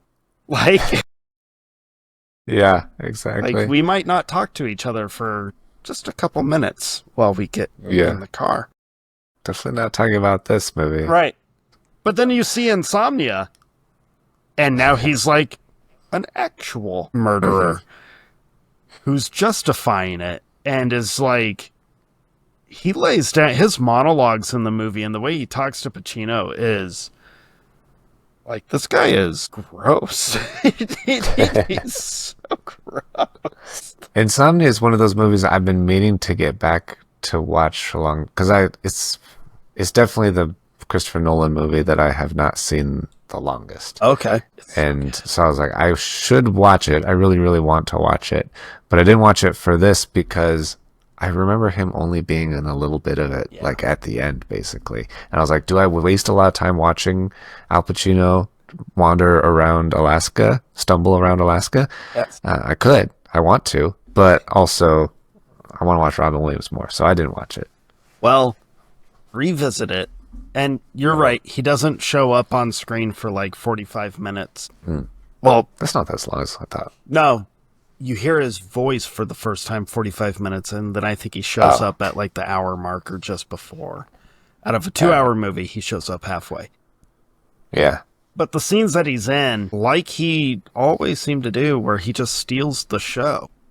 You just want more of him. And it's like the biggest tease of Insomnia. I think it's one of the reasons why it works so well, is you really want to see more of Williams. You really want to see more scenes between him and Pacino, because the scenes that we do get between them are so perfect that you're like, there should be more. But a lot of respect to Nolan for being like, oh, you get what you get. And it's such a good thriller. Oh, it's so good. But yeah, him doing like some darker films, and he did a few of them. I didn't get around to rewatching it, but he did this like movie that no one heard of called The Night Listener, and then he did another movie called The Final Cut. Yeah, that's what I thought you were going to say, because I was going to bring that up too. That is pretty dark also, and he's not exactly the villain, but he's kind of the villain, because it was one of the movies that I'd never seen, and I was excited to watch because it's like a sci-fi movie, and he hasn't done that many non-family sci-fi movies. And it's an interesting premise because he's a cutter, which is a guy that some people can elect to have this device put in their minds at a young age, or their eyes or whatever, and it will basically record their whole life. And then at the end of your life, you can hire this cutter guy who will basically put your best moments into some footage for your memorial. And that's his job. And so his job is to watch all these people's lives and pull out the best parts and ignore all the horrible things that they've done, basically, and make them look good, better than they actually were. And so he has seen a lot of terrible things. And And there's a lot of interesting. I feel like this movie, if it was better made, could be like a Children of Men style, like size movie, but it's just kind of not quite there for whatever reason, directing or writing or whatever.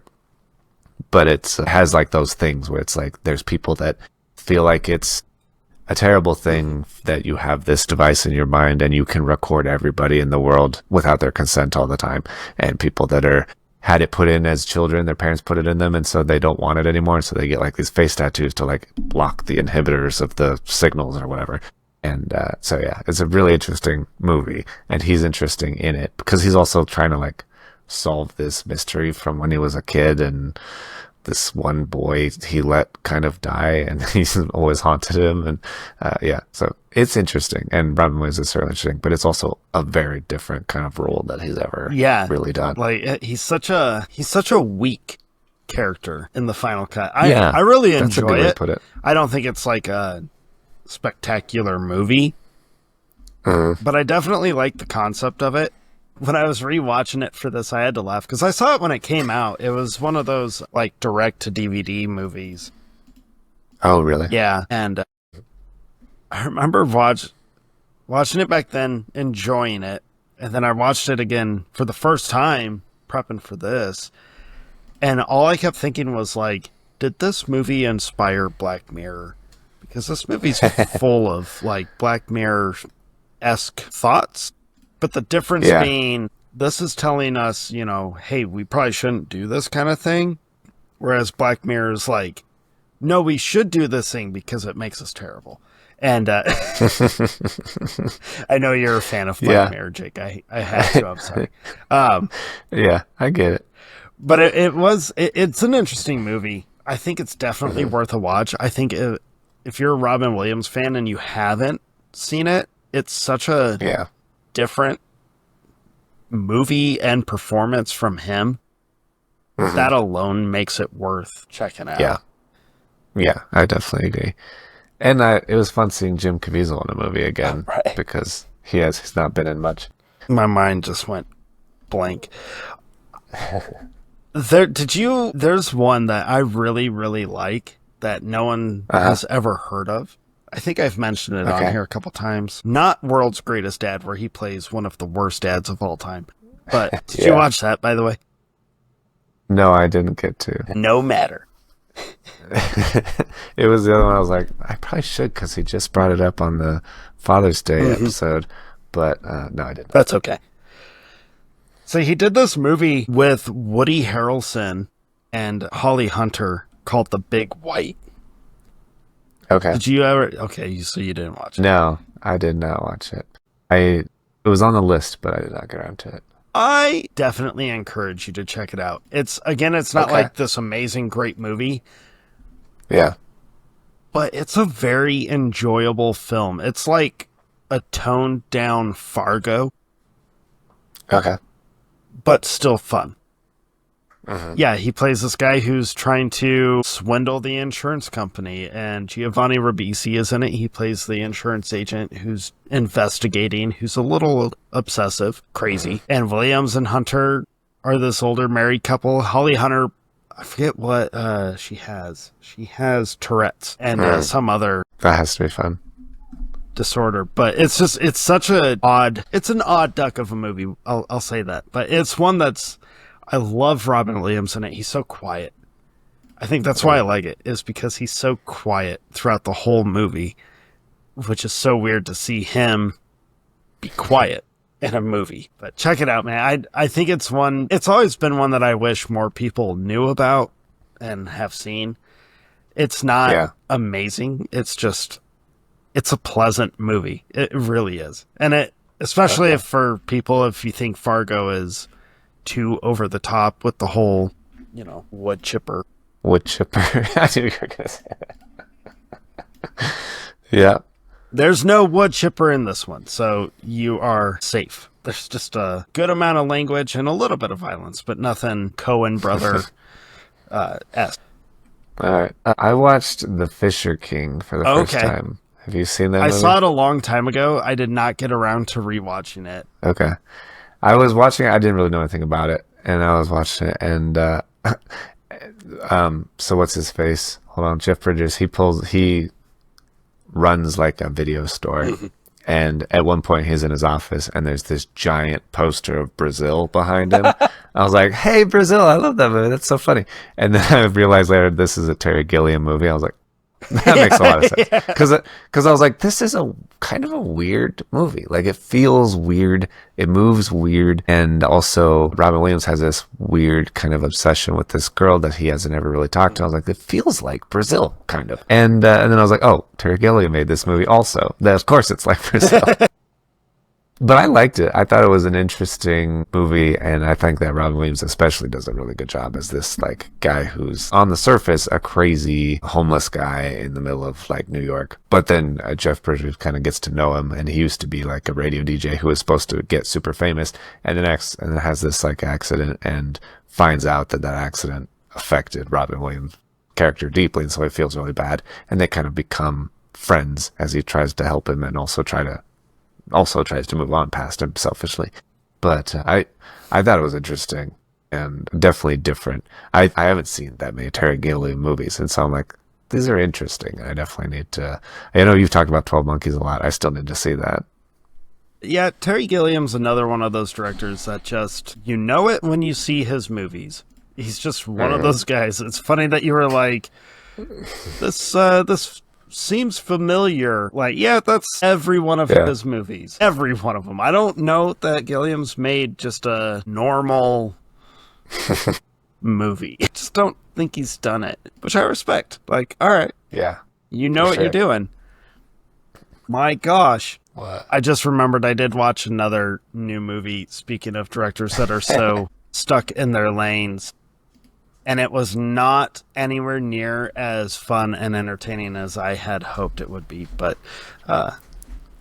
is it just me, or is like Wes Anderson losing it?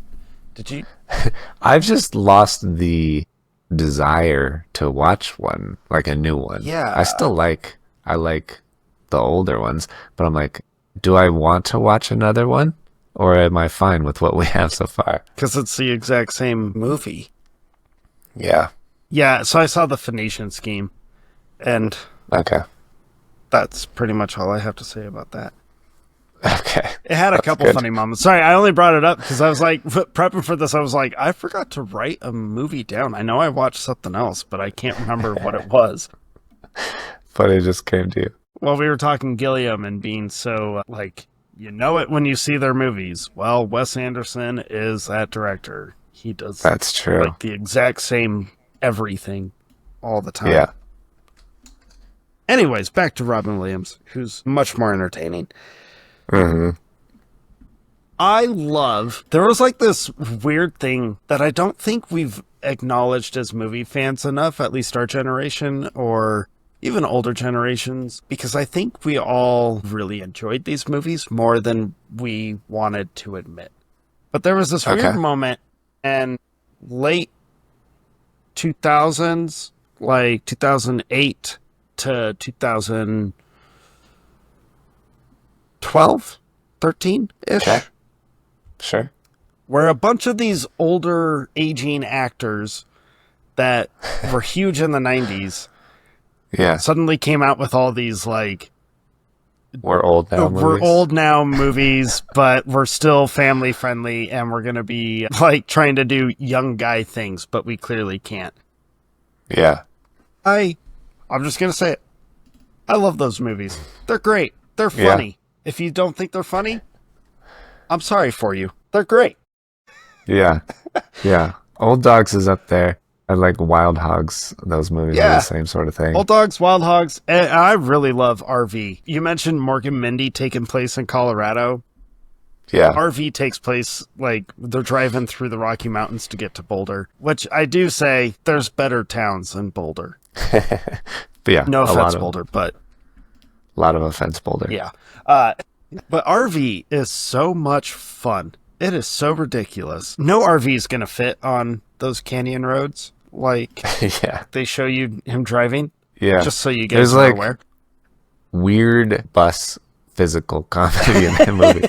It's like, let's just put this RV in absurd situations, and it's too big and it's funny. Like, and here's Josh Hutcherson before he's huge, who's going to be the smallest little white boy I think ever put on screen, wearing the baggiest clothes, trying to rap. But it's such a cute movie. It's so fun. Yeah, you brought up. I think it's especially fun as a dad because that's your job as the dad is to drive this monstrosity and figure it out and get gas and do all of this stuff. You're like, this is a pain in the ass, but it's the dad job. It's the dad job. Yeah, I was laughing super hard during the whole movie. I thought this is great. And then you've got, Jeff Daniels shows up as the other dad who just seems to have it right. And Kristen Chenoweth, or whatever her name is, Chenoweth. Yeah. Well, she sings again. She can't stop doing that. She just can't stop singing. Yeah. Tony Hale's funny in it.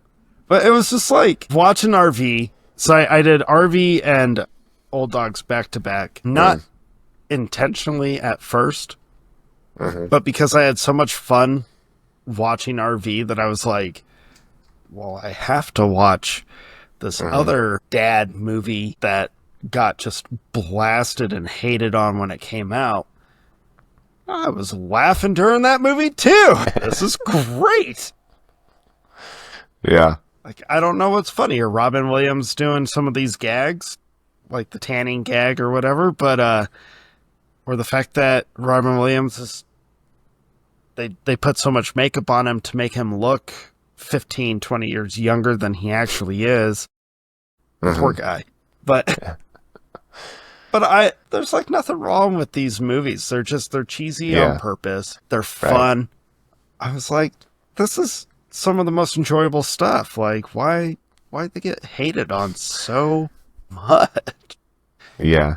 That's how I feel about License to Wed, because it was just kind of a staple of that mid-2000s fun movie that you put on when you're hanging out with like your friends.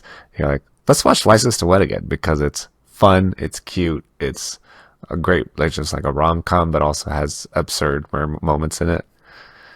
And Robin Williams as the like pastor that is trying to break them up, but ultimately brings them together is really funny. The fact, the giant scheme of all of it, like, it was fun. It was fun. I had never actually watched License to Wed until we prepped for this, so I was like, John Krasinski, Robin Williams, this will be great. And did I laugh at every joke in the movie? No. There are a few jokes I was like, wow, that one really does not land. But it's enjoyable. Even if I didn't laugh out loud, I found myself at the end being like, you know what? Not bad. Not bad. I think a lot of that's just the style. Like, it's a bright, colorful movie. It's just a fun time to watch. It's just a good time. It's just an entertaining movie, which at the end of the day, like all of his movies, whether they're the really sad ones or the really funny ones or the dark and disturbing ones, they're entertaining. They're just like, you almost don't even have to question, will I be entertained if I watch this? Yeah, you will. This is what Robin Williams did. He entertained the entire world. It's crazy that he did this. Oh, absolutely. Absolutely. Yeah, you mentioned sad. The movie I was least looking forward to watching, because I haven't watched it since I was a kid, and I was like, this is just not my kind of movie at all. And also, I was still right. Patch Adams is like on a level of its own as far as movies that are way too sad to watch. Like, why would anyone want to sit down and watch this movie?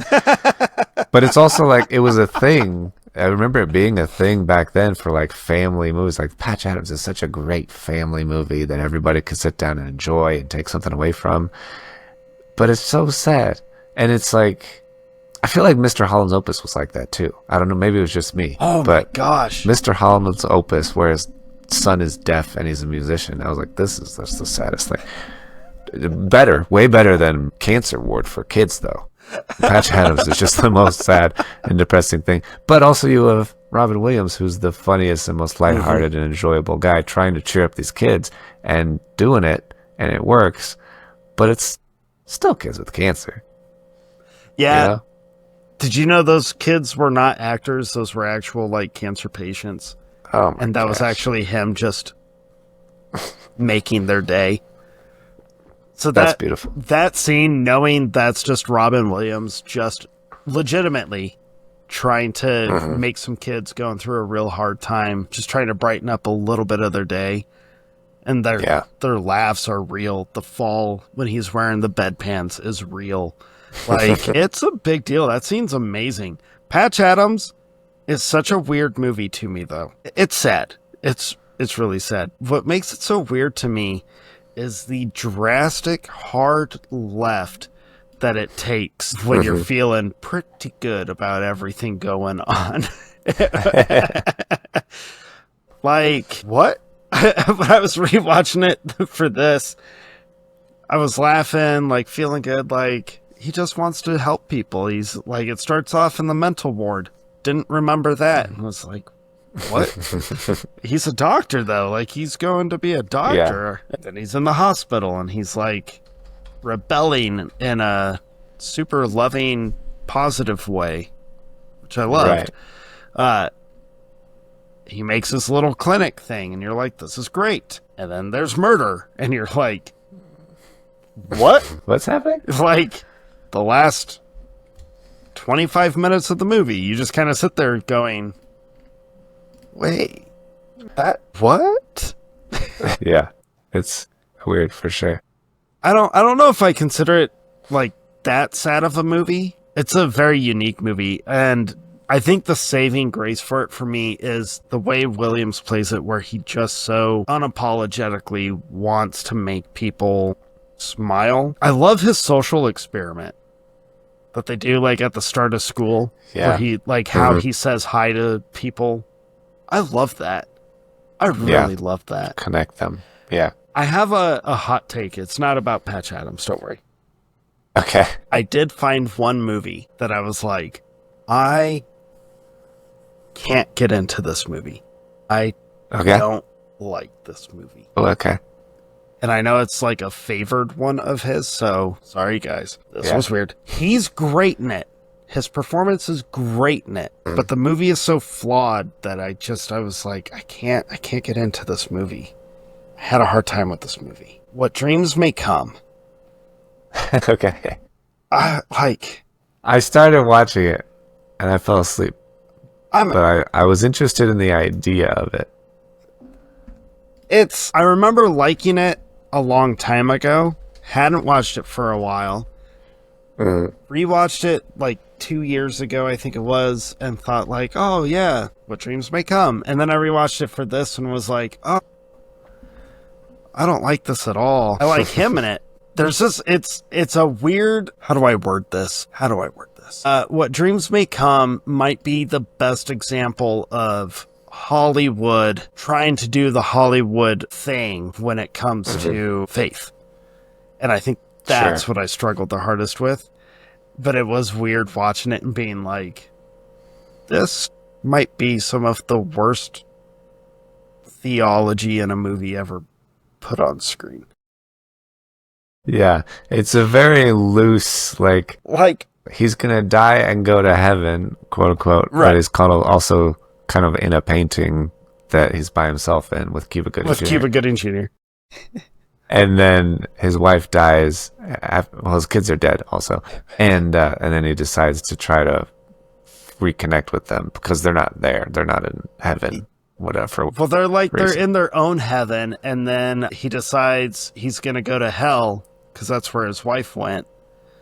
Yeah. And bring her back from hell. And it was just... That's the part where I was like, that is interesting, where you're like, you will die, you go to heaven, you're like, this is great, but my family is not there, so I'm going to go to hell and try to get them. On paper, that sounds cool to me. It was like they... it sounds like Dante's Inferno, kind of. Kind of like Dante's Inferno, or very much like Disney Hercules, where, you know, Hercules has to go into Hades to get Mara. Totally. Which would be, if that was the route that it actually went, that would be okay. It was just the way Hollywood was trying to mix reincarnation, going in and out of hell with ease, willingly, heaven being a painting or a pool or different people. There's so much to it that I was like, yeah, it's hard to put your finger on what is work. Like, okay, obviously, like, because of my own beliefs and stuff, like, it was a little like, okay, you guys really dismissed the source material to do your own thing. Williams' performance, though, fantastic. He does such a great job of playing a grieving dad, of finding kind of a joy for the first time again, and then, like, he plays the emotions great. Yeah, for sure. I can't help but giggle when I see Cuba Gooding Jr. show up in a movie post Boat Trip, though, or post Men of Honor. Like, Men of Honor, I think, might be his best movie ever. Yeah. Seeing him pop up, I'm always like, you poor guy. You set the example of why you shouldn't do certain movies. Really got screwed by that one movie. But yeah, so I know, like, I'll come under fire. That's okay. But What Dreams May Come, I was like, man, he's got way better movies. Because, see, I watched that, and then I watched Jacob the Liar, where What Dreams May Come is loved. People adore that movie so much, but then Jacob the Liar got blasted and, like, kind of crapped on because it's so similar to Life is Beautiful. Yeah. But I loved Jacob the Liar. Yeah. Really enjoyed it. I was like, oh, see, this is I like this movie. I like this movie. I'm really torn by the ending. I don't remember the ending. I didn't rewatch it. I watched it like ages ago. Well, when you rewatch it, I think you should rewatch it. The ending is, to me, debatable. Okay. And I don't know what side I should be on with it, and that's weird for me. Yeah.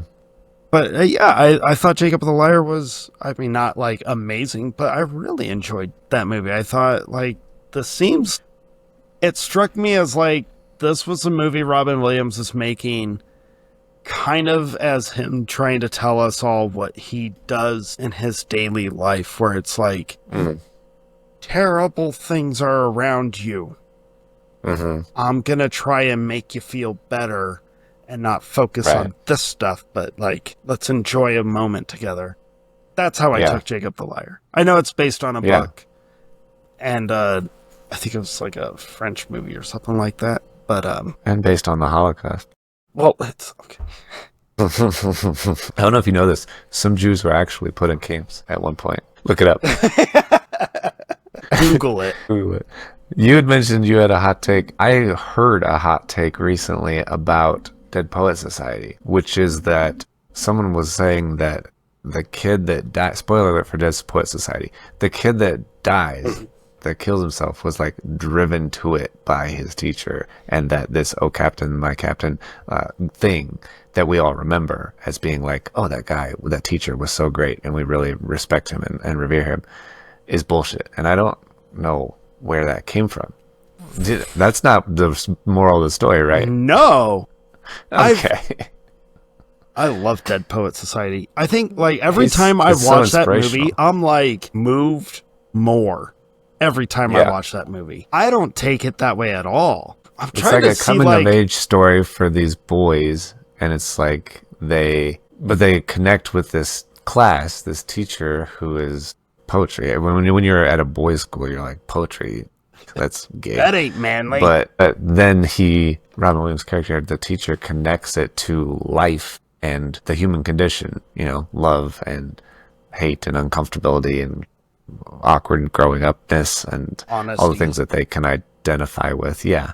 And learning how to be honest and honest with yourself and all that stuff. So it's beautiful and it's incredible. A good story for young people, especially young boys, to hear. I'm trying to think, like, at no point does he ever, I just watched it last night, at no point does he ever encourage the kids to seek death as a means of expressing themselves.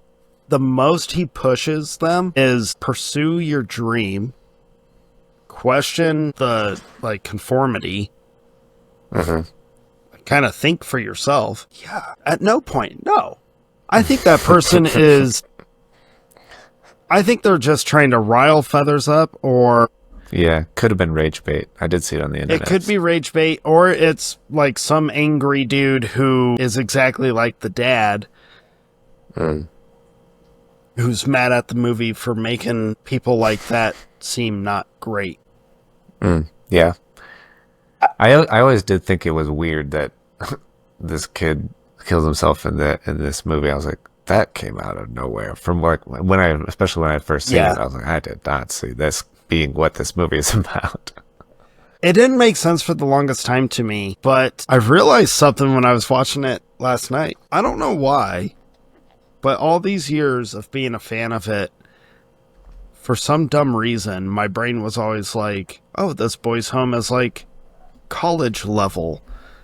So I've always thought that the boys were older than they actually are, but rewatching it this time, I was like, this is like high school. Like, these are like kids.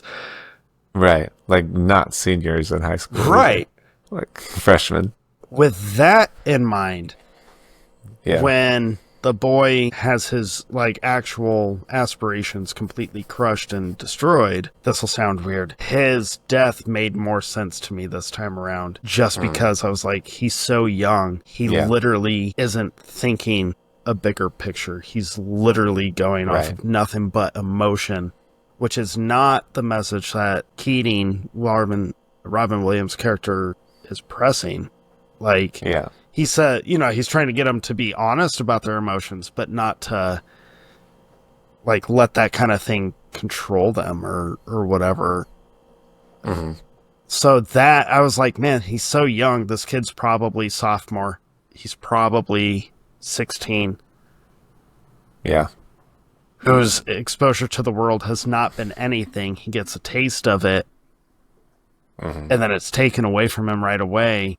So he thinks the only way out, which is tragically all too common. And as I'm saying it, it gets even more rough because 11 years ago, that's kind of what happened to Robin Williams, where it just too much got to him, and that was that. Yeah. So that's... Now, I don't think the suicide happens, and it's probably one of the hardest things to watch in a movie, which is crazy to say because there's no sound effect. It's all hinting towards. But it's like when the dad wakes up and he's like, what was that sound? It is so crushing. Yeah. Yeah. Especially, I don't know that I hadn't seen it since being a parent. And so then you see everything from the parent's perspective and not the kids anymore. Yeah. I'm like, wow, that sucks. Like, this is, how do I process this moment? Yeah, I think that person's just baiting people. I think that's what that is. Okay, thank you for confirming. Yeah, because that movie is incredible. I do. I mean, I love the "Oh Captain, My Captain," the finale, because it's like all these kids just got expelled. This is great. Like, the school's not doing anything for you anyway. So yes, let's do that. Right. Yeah, I feel like Good Will Hunting, or not Good Will Hunting. Well, Good Will Hunting also is kind of just that. All of his speeches in that movie hit the same chord as Dead Poets Society. Yeah. They're both like on the same level of like incredible Robin Williams mentorship movies.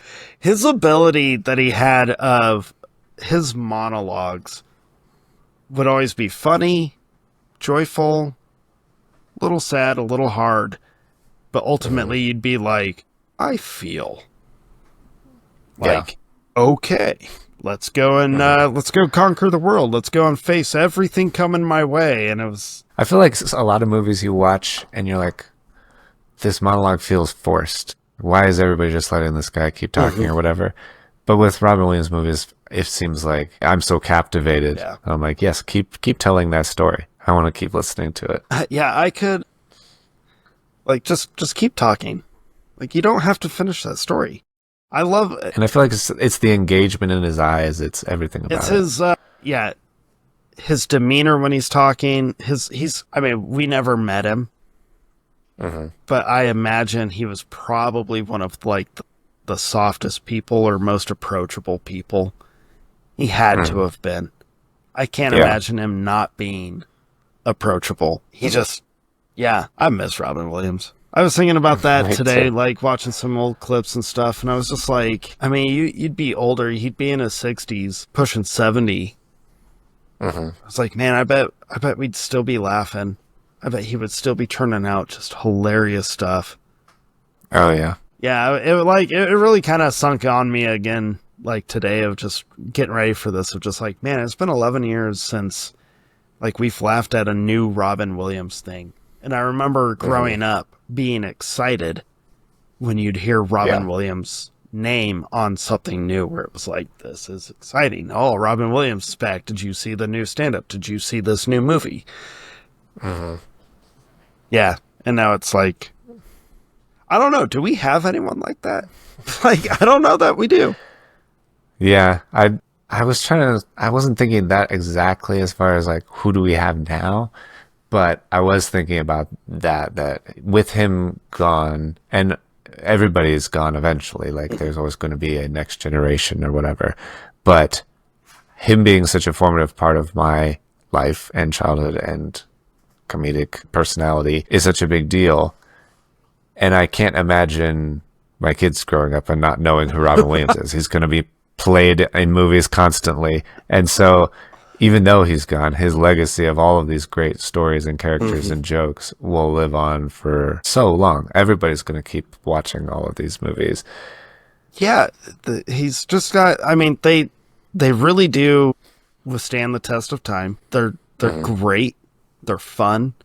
Even his smaller roles, like, he steals every scene. I would almost wonder if, like, some actors kind of dreaded, like, at the same time being excited about, but being like, crap. Why am I even going to try in this scene? No one's going to care about me in it. Like, he's in it. Yeah, that's why I think, so it feels like we're wrapping up, but we can't get out here without talking about the birdcage. And the birdcage is so, I think, unique because Robin Williams is kind of the straight man, not the straight man, but kind of the straight man in that movie against Nathan Lane, who is the more loud and like vivacious personality.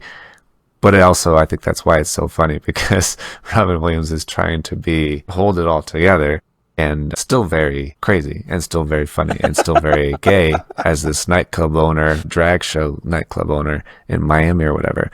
But The Birdcage is definitely one of the funniest movies ever made. And I laugh out loud at that movie every single time that I watch it. And it's a large part because of Robin Williams and all of the things that he does, but it's everybody. It's everyone. I give Robin Williams, like, the majority of the credit too, just because it's another one of those movies where it just seems like they let him like, all right, Robin, go. Like, have fun, do what you're gonna do. I think my favorite scene, which probably isn't a surprise to anybody, it's probably even known as like one of the fan favorites, whatever, is him trying to teach Nathan Lane how to be straight. Yeah, walk like John Wayne. Walk like John Wayne. Would you just make him butter the toast? The pinky. Yeah, and they're like, I pierced the toast. Yeah, him like trying to teach him how to be straight. Them practicing being straight is just one of the funniest scenes to me, because it does flip the like the stereotypes, or you know, we'll poke fun at everything here. Yeah. I do like that. I like that it just lets loose some Robin Williams. Anytime he did a John Wayne impression, I crack up every time he does a John Wayne impression.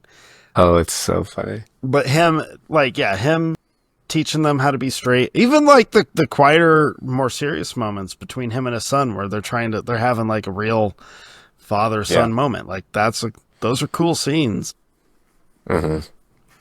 It's another one of those where I'm like, you paired Gene Hackman with Robin Williams. Yeah. And then it was almost like they were thinking, how can we make this a little more absurd? We'll throw Nathan Lane and Hank Azaria as the cherries on top. Right. Good luck, Gene. Good luck. Yeah. It works so well because Gene Hackman's supposed to be the stuffy, straight Republican like politician guy, in this absurd drag apartment with all of these crazy people. It's really, really funny. Yeah. I've also, I don't know, I think you'll agree with me on this. Movies about dinner party disasters or get-together disasters, Yeah. they just tend to be really funny. Yeah. It's true. Like, I love a good dinner party disaster. Right, like it's like everything just starts falling apart. If everything just continue to get so much worse than it was 2 minutes beforehand, like, I like this. Yeah. Like, we need more. I wonder why that like is. Yeah, that's a very good observation. I don't know why that is, but that is so true. And maybe it's relatable. I think it's relatable. Know. I think it gives us a chance to maybe it's supposed to help humble us to be like, when we get so worked up on making sure the house looks perfect and everything has to be in the exact right spot. It's the best laid plans of mice and men. It's true. Look at you go, Jake. Look at you go. Off to go awry. Yeah. Don't hold on to it too tight. It's gonna fall apart. It's okay. Because when it crumbles, it's gonna really, really fall apart. Yeah, The Birdcage is one of the funniest movies. It took me forever to watch it. I don't think I saw it until I think I was married. I think I was super late to that movie. But yeah, it is definitely one of the funniest movies. Just him yelling at Nathan Lane to put his pinky down. I will never not laugh. I'll never not laugh. Slap his hand. I'm never gonna not laugh. Now I know you didn't watch like the movies where he's like supporting role or smaller role, but we cannot not mention, even though he's not top bill, him and Night at the Museum. His trilogy. The trilogy. Dude, it's crazy. He wasn't the main character in all three movies. In fact, his screen time, if I remember right, actually like shortened with each installment, if I remember right. Okay. I might be wrong on the third one. It's been a while since I watched the third one, but I feel like we have to bring him up just because when people mention Night at the Museum, he is who they mention. It's always like, I love those movies. Robin Williams. Right. Like, we've completely forgotten Ben Stiller is the title character. We've forgotten there are all these other museum people that come to life and interact. Right.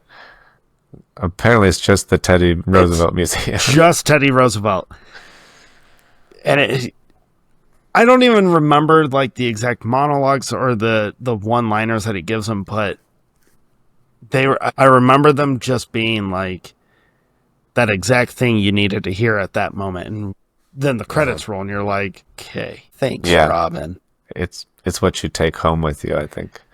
That's why I tried to watch some of like a mix of even his supporting roles with some of the majority of the leading, just because it was like, it's one of those things, man. We talked about it earlier where it's when Robin Williams is in the movie, you want to watch it originally for him because you know he's stellar, whether the movie itself is or not. But I think he's one of those actors that he just had like such a good heart, and it was so apparent even through like the struggling with alcohol and substance abuse that he did, and then the mental illness that he, not to get on a soapbox, but I think Robin Williams is one of the things that he left behind for us is the importance of, hey guys, maybe we should be talking about what's going on. Maybe we should be more open about mental health struggles, because when it's unchecked, it can have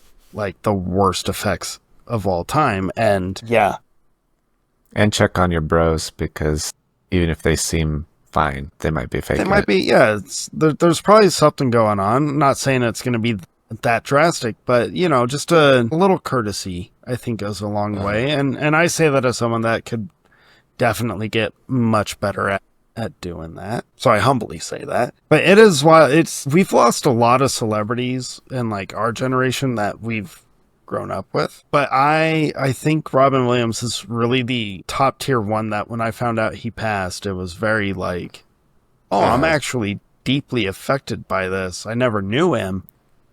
Yeah. But I feel like I did. And he was such a big part of my childhood, teenage years, adulthood. That it was really Yeah, it did. Like, he's one of the only celebrity deaths that I was like, wow, I'm actually hurt. Like, I'm sad on this. Same here for me. I generally don't care about any of that stuff, and announcements come and go, and it's whatever. But yeah, this one definitely felt personal to me, and it was the first time I was like, this is a weird feeling, because I see people all the time being like, oh, this is so sad, and have never felt it. But yeah, that was really sad. But then it was him. It's weird that it's been 11 years since he passed. And maybe it's worse that it wasn't like, oh, he was sick, or oh, he was old. But when it's suicide, that's a different story. And I think it's important to be honest about that. Yeah, he hung himself. Like, I don't say that lightly, but I think we should be honest. I would imagine he would want people to talk about his passing with honesty, and we don't know all the details. And I actually kind of hope we never do. Yeah, I don't need to. I think what we do know is enough, but it's a hard way for him to go. And as fans, it's been hard just knowing that's how he went. And so it's, guys, people, if you're struggling, you gotta speak up. Find at least one person. Right. Yeah. Just don't give up and keep trying. Yeah. You gotta reach out. And it's a tough thing. It's a really tough thing. I genuinely, it was so much fun rewatching so many of these movies, and his stand-up, and, the golf routine, I think, will always be a top-tier bit. Mm-hmm. But, like, at the end of all of it, as much fun as it was rewatching this, and I don't know if you felt the same, but it was just like, it was a constant, just like, and we're never going to get more. And that would kind of bum me out. So it's like, it was really bittersweet doing a Robin Williams binge. Yeah. Yeah. But I'm probably going to keep watching Mork and Mindy, because that show is delightfully weird. It made me want to go back and, like, start it from the beginning and watch it, for sure. That would be a good time. Yeah, it's definitely bittersweet for me. It's just kind of like Pagliacci, the sad clown, where it's like, he's a clown, and it's really fun, and it's really good. He does a great job doing his job. But then there's always that, like, memory of the reality as well. But I think that's also what made him great, because he had that direct connection in all of his roles to, I think that's why it came across as so genuine and as the best actor in the movie so many times, because he had that direct, honest, like, connection that you felt like he is portraying this sad scene just as much as he's portraying this scary scene or funny scene or whatever. He's just in all of those emotions all the time. And I think that's also good. Yeah, it's weird, man. So yeah. It's weird. I knew this was going to end on, like, the most downer note. I'm not going to lie, I was trying to not get there, but... Yeah. I was like, well, it's a good thing we haven't talked about the birdcage yet. We can talk about that as our last thing and bring it back up, but nope. Shot too early, I guess. Anyway, thank you for listening to this episode. I think that's a good place to end it. Let us know your favorite Robin Williams movies, or which ones that are rated terribly you actually love and will always love, because there's a lot of them. And next time we're talking about, we're doing a movie draft for the best directorial debuts, because there are a lot of great first-time movies out there, but I want to see if we can find the best ones. And I also want to see... what's that movie called? I was going to make a joke, and I completely undercut myself by forgetting the name of one of the most famous movies of all time. What's that? Not H.G. Wells. Who's that guy who made that one movie? Never mind. This is just... I'll remember it, and I'll tell you the joke next episode. So tune in. That one guy that made that one movie, who's H.G. Wells? And, like... I'm pretty sure H.G. Wells wrote War of the Worlds. He wrote War of the Worlds. He was a famous sci-fi author. Yeah, I'm thinking of the other guy who was a director and actor, and the Rosebud movie. Orson What's that movie Welles? called? Orson Welles, the other Welles. Yes, of course. Other Wells. And his movie is called... What's the Rosebud movie called? It's the worst way to end an episode. Okay. In what movie does Orson Welles say Rosebud? I'm so distracted. Orson Welles. Hold on, let me Google this. It's Citizen Kane. Thank you. You're laughing like you weren't just trying to remember because you couldn't either. Dude, I couldn't concentrate because you went from that one guy that made that one movie, H.G. Wells, like... I was in the ballpark with Wells, though. Yeah, we'll see if anybody picks Citizen Kane. I don't know. Probably not. Because I hate that movie. But it's a first-time directorial debut and one of the most highly rated of all time. All right. But I'm not saying you should. I'm just saying let's see if someone does. Well, there's only two of us, so... Well, see if one of us does. You're saying that like you are trying to get a leg up to be like... I also am wondering if I will pick it because I have no idea. You've probably never even actually watched it. I've seen parts of it. Okay. I'm going to watch it for that episode so that I can tell you if I like it or not. So boring. I don't think you're going to. So tune in to that next time. My first impression of Citizen Kane. I like it. I'm looking forward to that. Yeah. I probably won't watch it again because... But you will watch right after that. I'm thinking you watch Megalopolis. And I told everybody we would. And they just agreed to right before we started recording. True. And we're finally going to watch Megalopolis and try to decipher what the hell is happening in that movie. And if you're listening and you're going, what the heck is Megalopolis? It was that Francis Ford Coppola film that he talked up to be this masterpiece that no one went and saw. And then the people that did go and see it were like, what the heck did we just watch? And Jake started watching it and had the thought of, Dustin needs to watch this. I need to make Dustin watch this, which is...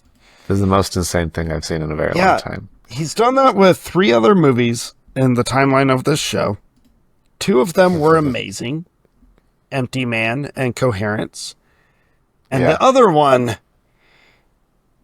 will haunt me forever because Jupiter Ascending is one of the just horrendously worst things I've ever seen, ever. This is much closer to Jupiter Ascending than it is to the other two, just so you know. So worried. I'm also going to have to pirate it for you because Francis Ford Coppola is not showing it anywhere except... It doesn't, hasn't released it. It's not streaming. I don't think you can buy it. But unless you fly on American Airlines. And I don't think you're going to do that anytime soon. That doesn't make sense. Like, he lost... And I think he recently started showing it in theaters, but you have to go, to one of his personal screenings of it in order to see it. Wow, so he lost all confidence in what he made. Yeah. At least Tommy Wiseau still does, tours of the room and just embrace the absurdity of his movie. Right. So anyways... That'll be fun. That'll be interesting. Thank you, everybody. Thank you very much. Yeah, I want to hear favorite... I mean, I'm not on social media at the moment, so Jake will have to pass the message along to me. I'll let you know. But I would love to hear stories of how, which roles, performances, movies as a whole, Robin Williams really connected with you on. His career was so incredible, and we miss him. So, yep. That being said, it's a good way to remember it. And a good "Oh Captain, My Captain" or a good "Yawp" as he describes. I think that should be it, right? If I wouldn't rip out my microphone, I would stand on my chair right now. Yeah, me too. I debated actually doing the barbarian yawp that he talks about, but it's late at night and my neighbors would probably get mad at me if they heard me shout it. True. So you get the quiet version. That's fair. All right. Well, thank you, everybody. Thank you. And we'll see you next time. Bye.